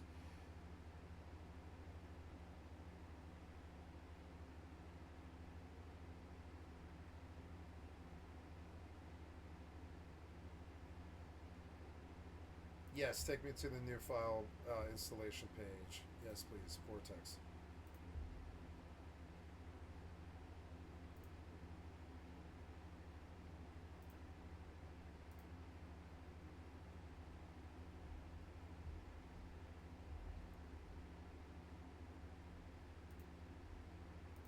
Remove and delete archive. Okay, now deploy.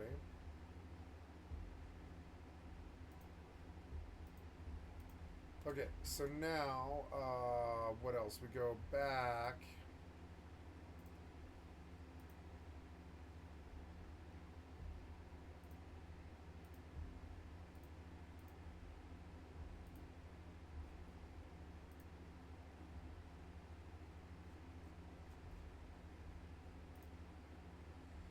Then I need the Lua loader.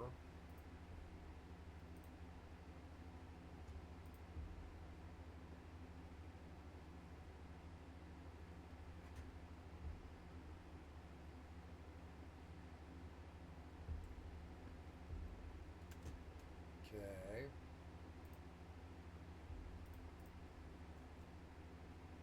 Go back.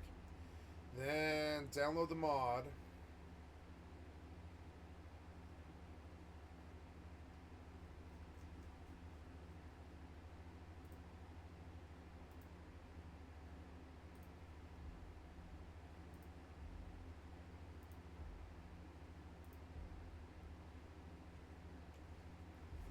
There we go, the Insurgents Bountiful Bundle. All I have to do is deploy. Okay, so as for how do I use this mod? Is it going to be self-evident or whatever?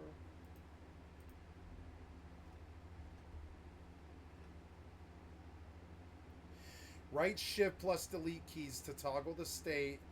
Okay, so I gotta remember, but that's okay. I guess I can always turn off the pause if I do it that way. So it appears that I'm done with my process, and now we'll go back and we'll fire up Final Fantasy 12 again.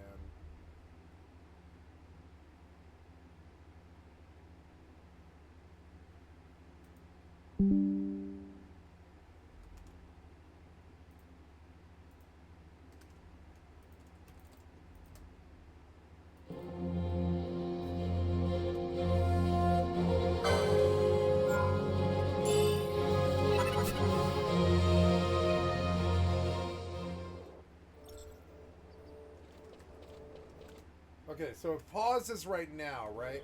But if I go, what do? I hit right shift and plus the delete keys.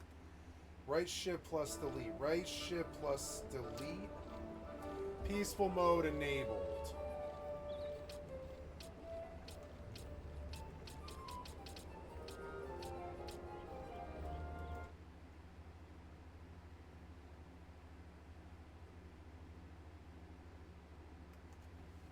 Okay, peaceful mode allows the peaceful mode on and off. Oh, good. I have the stuff here. So we don't right shift delete, peaceful mode disable. Okay, so right shift up and down.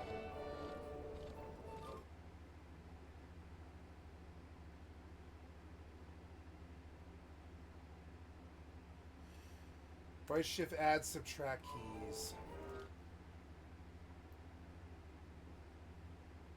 Right shift plus delete keys.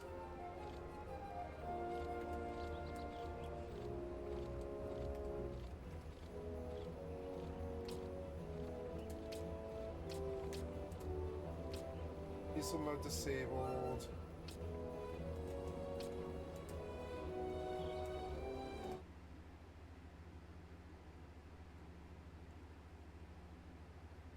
Oh, page up, page down. Right shift, page up, page down. Okay.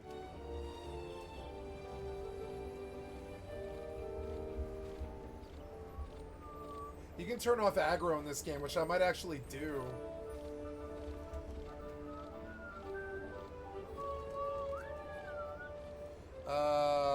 What is it? It's like shift, page up. Oh, infinite chocobo time, infinite summoner time, fully revealed maps, no mini-map, no magic fields, unlimited, foes drop, auto loot, always chain, always spawn, foes respawn on sight, party movement speed, LP multiplier, XP multiplier, full party experience share, one hit kill, god mode, peaceful mode.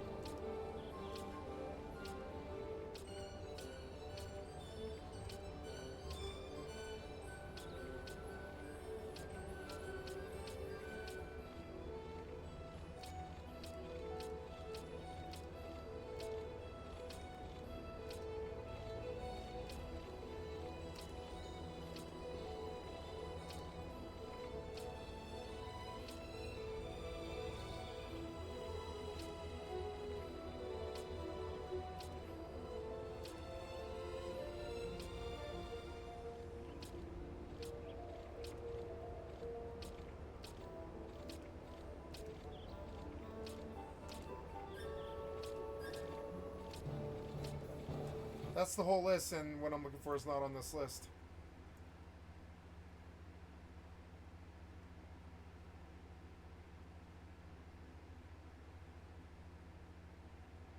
Wait, this is a good mod, but it's not the right mod. Where was I looking up? It was like, no, it was at some point that must put up something to a new one. Should be what you need. This is Insurgents Manifesto. Is that what I have? No, I have the wrong mod. Ah, okay.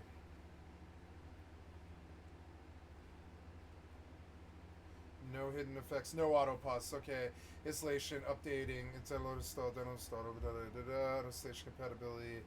So okay. So this is it. I need to bomb out of this game again. V quick game, yes. And then I want to mod it one more time for the Insurgents Manifesto Vortex download. Wait. Go back. External file loader in Final Fantasy 12 Lua loader. Yep, download. Slow download. Now, what was that sound? Oh, yeah, there's a zombie here. Look, they don't aggro. Look, they're actually good developers. They know not to aggro me, and I'm, like, very thankful about that. Thank you. I understand that you were trying to become better developers, and I like that you're changing the scene. And I really like that you did away with goddamn worthless AFK aggro. I really don't think it means anything. I think as you as developers probably feel the same, and I really love that. Fuck useless AFK aggro. I really don't think I don't think you should be able to just sit there. But I don't really know what's wrong with letting me sit there, though. I don't know. I don't know how to solve that problem. But just killing me all the time is not it. We have lives, you know. So I got to where I'm going. And headshots aren't even killing them anymore. That headshot would kill them. Okay, so the Insurgents Manifesto. Okay, good. And we're in. Okay, so how do we use this mod, however? Back to files. Okay, so we go back to the description, requirements, permissions, Insurgents Manifesto are always enabled and adds quality of life. Oh, they're always enabled. Okay, cool. Fire up. I think this was it. I think I found it. And also, I modded the game, too, which is also cool. Play. Before I uninstall, or sorry, before I reformat ever again, I will just move this install. Oh, tell me it's always going to work. I think it will. Please tell me the game doesn't pause. Please tell me the game doesn't pause. Please tell me the game doesn't pause. No, it was not working. You're lying to me. You're lying.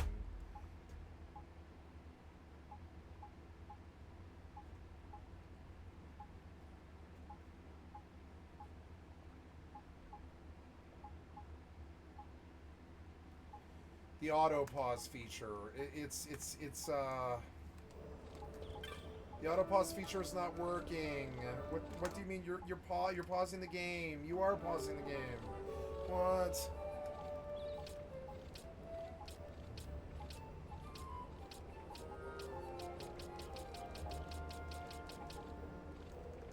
Auto loot, always chain. Oh my god. Oh my god. There's like, god damn it. God damn it, I don't know. I don't know what to do. I can't get these to work.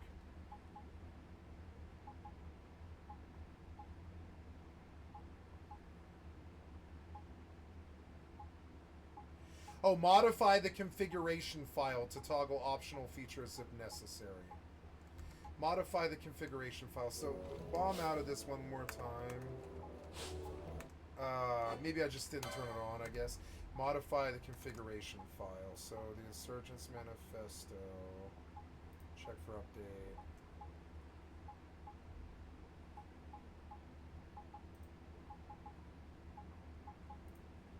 No modifications. Okay, so open in File Manager, refresh content.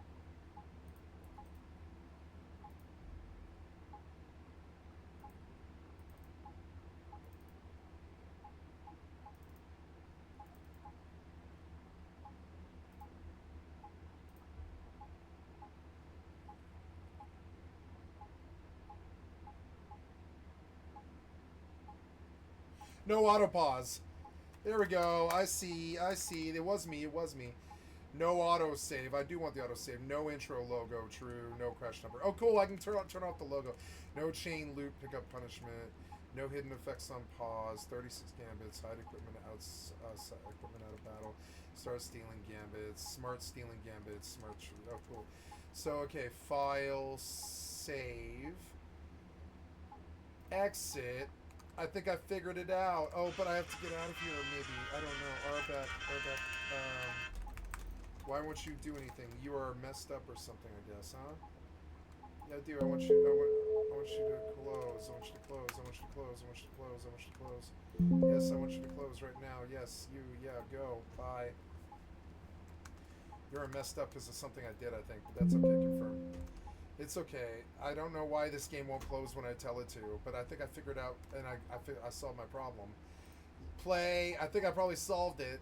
Tell me I solved it. Tell me I solved it. Tell me I solved it. Please tell me that I got out of it. Yes, I think I fixed this stupid game. It's one of my favorite games of all time. Please tell me I fixed it. Please tell me I fixed it. I hate the developers. I hate them so much. Yes! Yes! Fuck the developers! Yes! Yes, yes, yes. Yes. Fuck you and your worthless ass design. Yes. Okay, so now I'm going to have a good look at all of the rest of this. So, back in the other ones. So, in the Insurgents Bountiful Bundle, I want to go back to the Insurgents Bountiful Bundle, wherever that was. Where is this? It's like this one, the Bountiful Bundle one. Manifesto. Bountiful Bundle. So,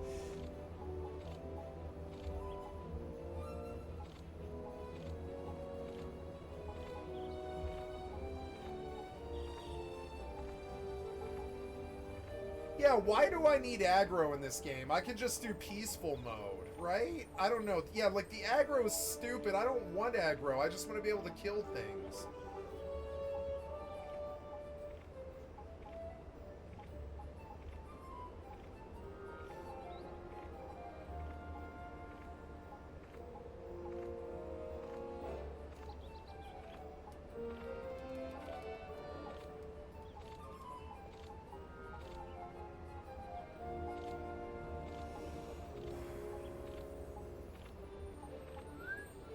Oh, always chain is something I want on, I think.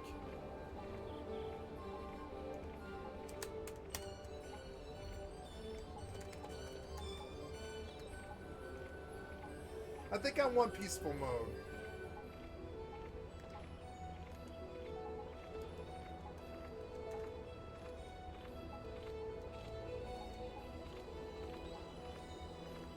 Wait, no minimap interference. Okay, I don't know.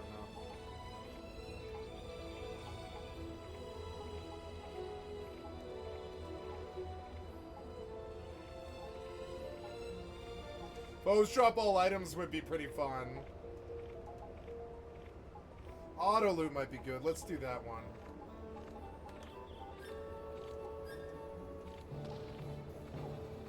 Always chain is cool. I think I want that one too. I don't think it should be racial.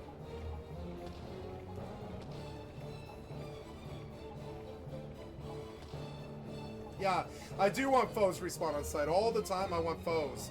Yep, delete. Wait, what? Yes. Oh, I love this mod, party movement speed multiplier. No. No. Yeah, I kind of do. No, I will. No, because it just makes it easier. One hit kills. No, God, no. Okay, that's all of them. Yeah, that's all of them. Good, good. We're done, I think. Yeah, I think that's it. That's good. Nope, that's good. Okay, so we fixed this game. We fixed this stupid game. And it only took me like an hour. But we fixed this stupid game. Yay. Yay. We fixed this stupid game. Yay for fixing this stupid game.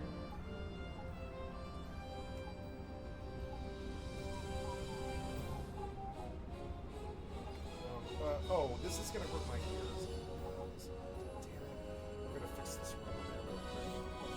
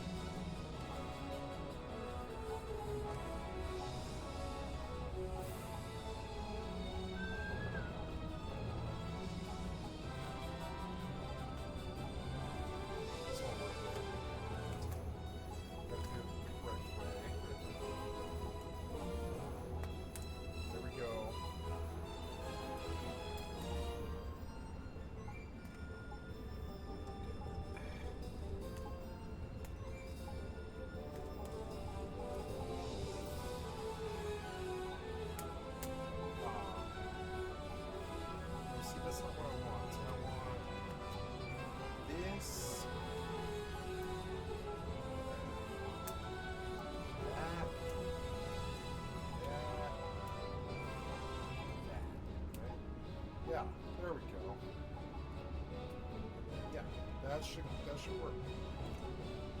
God damn it, fucking annoying. Wait, that sounds like. Oh, there we go.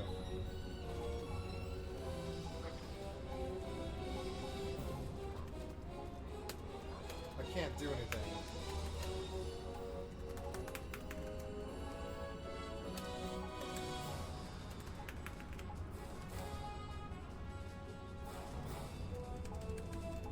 I can't do anything.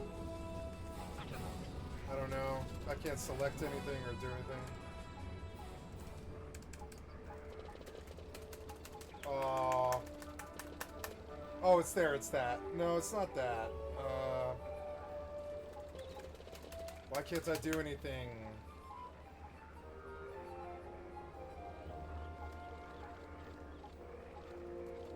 Yeah, but I can't select anything or do anything. Is it every game or... No, it's that game.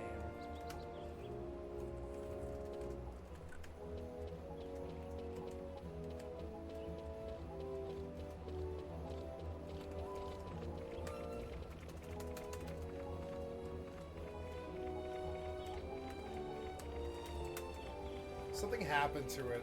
I'm gonna stop now.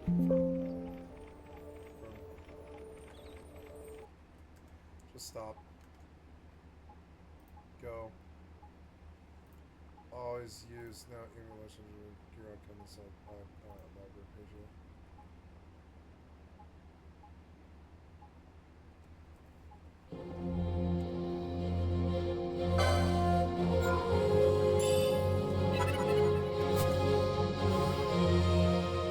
Loud. Oh good, I got controls again. Or no, I don't. Oh yes I do. Yes I do. Okay, good. So now, can I... Oh yeah, I fixed it. So good. I got my game. No wait, I want just that so that... Yeah, so I can go...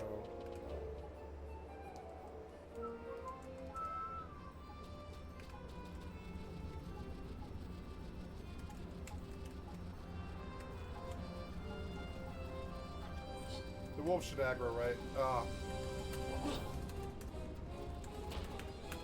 What happened? Something happened. You are now acting up and you're fucked up and the control stopped. Oh no, did you corrupt? Come on, man. What was that? Yes, something's happening. And it's corrupting now. No, it's something to do with the map or something. I don't know. I hit some button or something. I don't know what it was. But I'm hurt. Stupid wolf.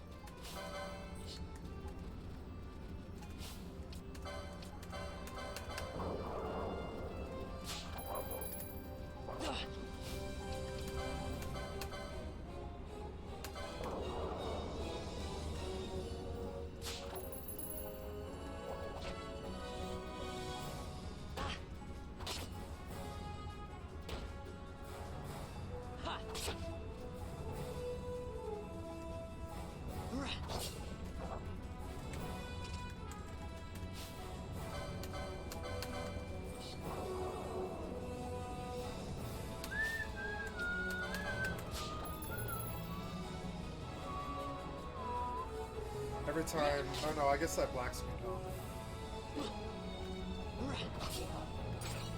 Yes, look, it's my other copy of 11. It's fucking sweet.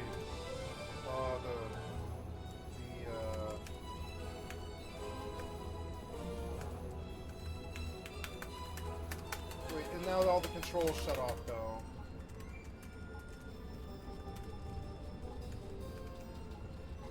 What the hell happened? What keeps happening? You like keep glitching where I can't do anything.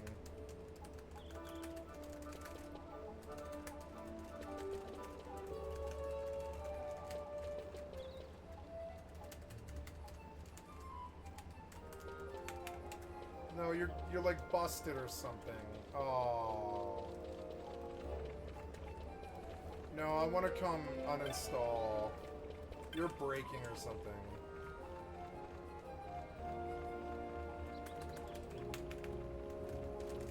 You are busted or something. Stop. Damn it. Okay, which one was the one that's on all the time?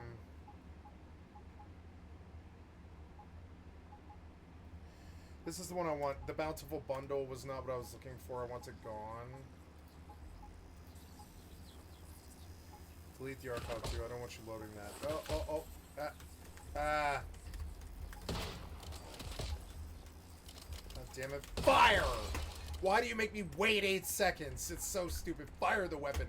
Like, real life would not be like that. You fucking stun me all the time.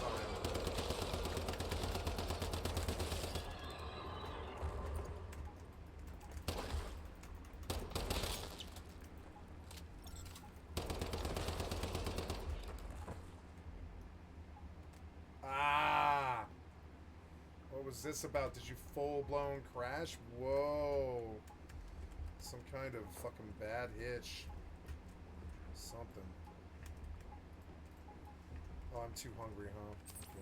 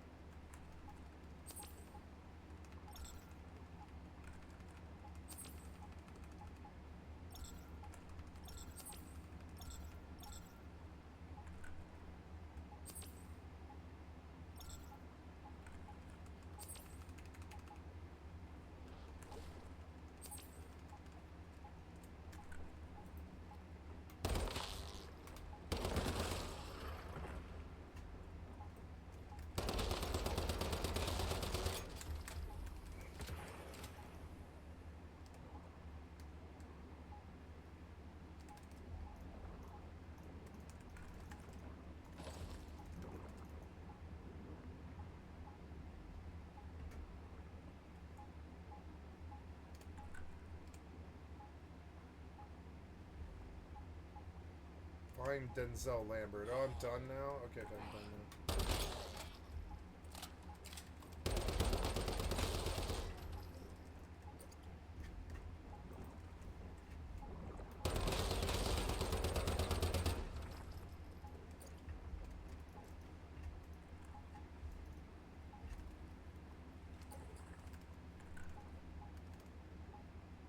So let's see if now we can get by without any problems. Or maybe I'll have to reinstall, in which case I'll just scrap all the mods and start over. That's okay. Now I know what I want.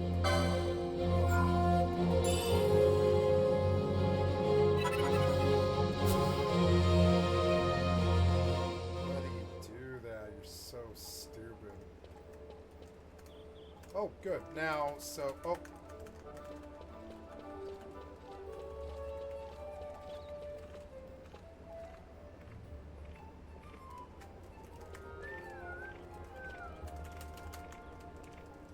None of the buttons work at all. None of them. This game completely corrupted. God damn it. God damn it. So annoying. Yeah, I really want to exit the game, yeah. So, okay. So, I want you to disable. And I want you to, I don't know, uninstall entirely. First, I want you to come here. You borked my install, damn it.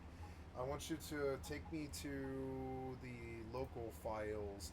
Then I want you to uninstall 30 gigs. Son of a bitch. Son of a bitch. Okay, install. Yeah, put it on my C drive, go.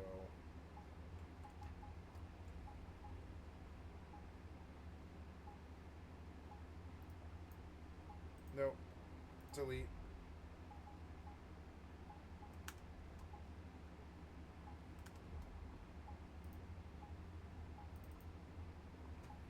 Nope. Pause. Go back. I want you to stop this. Remove from queue. want you to go back. I want you to show me the file. Nope. Gone. Now I should be okay. Okay.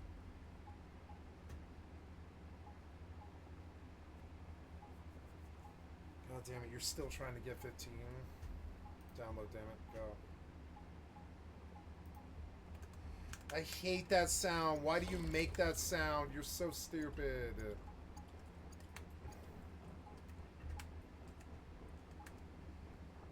Oh, this is how bad the radiation is, I guess. It's rads. Is that sound? Okay.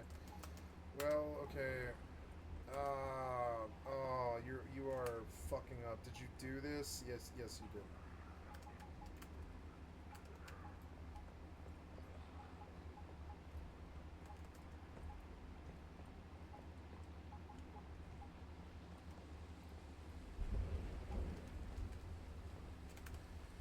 I want you to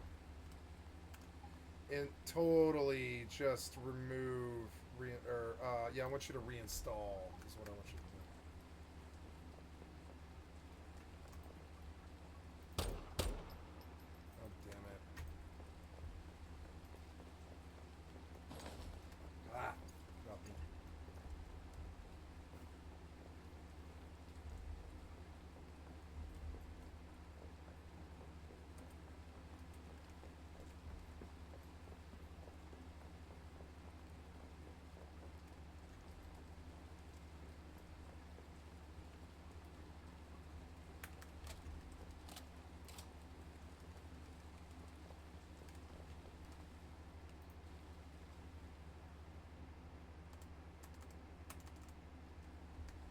Okay.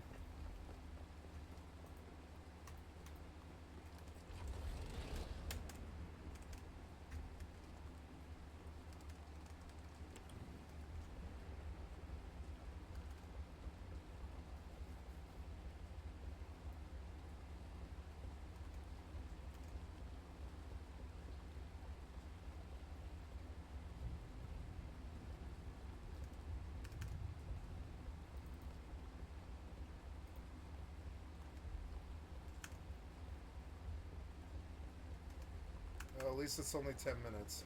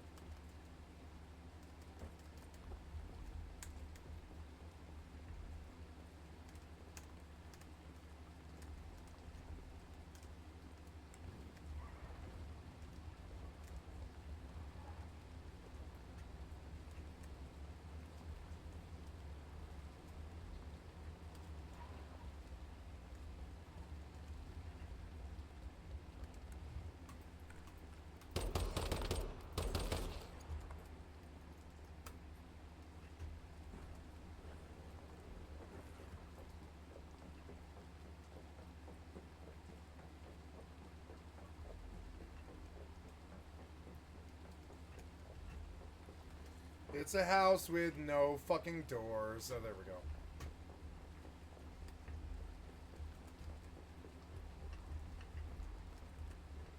Hey, what's that? Why is that garbage can on fire with purple fire? Why is it raining inside?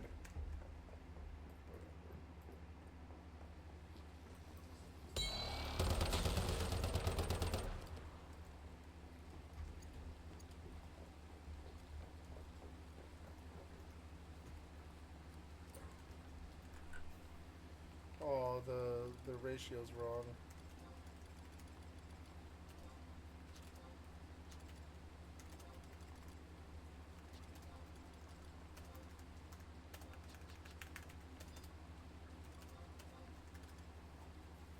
Oh no, she didn't have anything. Alright. I thought I sent her stuff, but okay.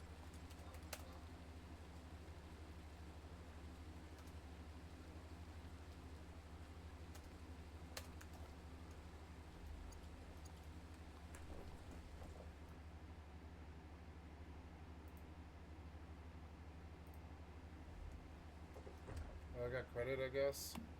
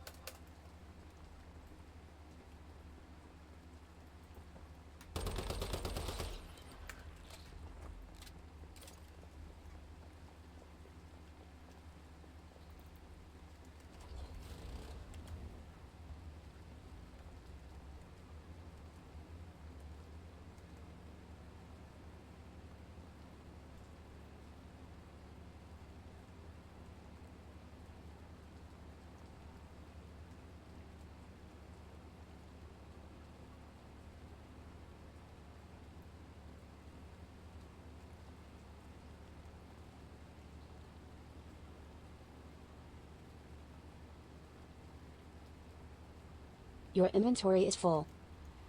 My inventory is full? Oh.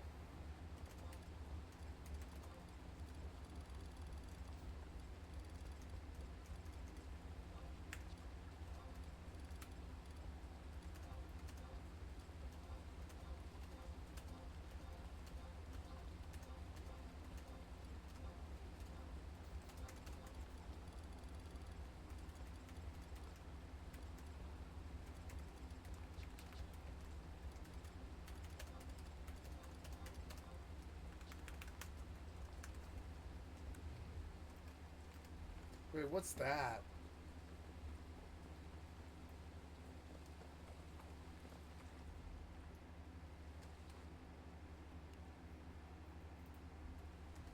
Okay.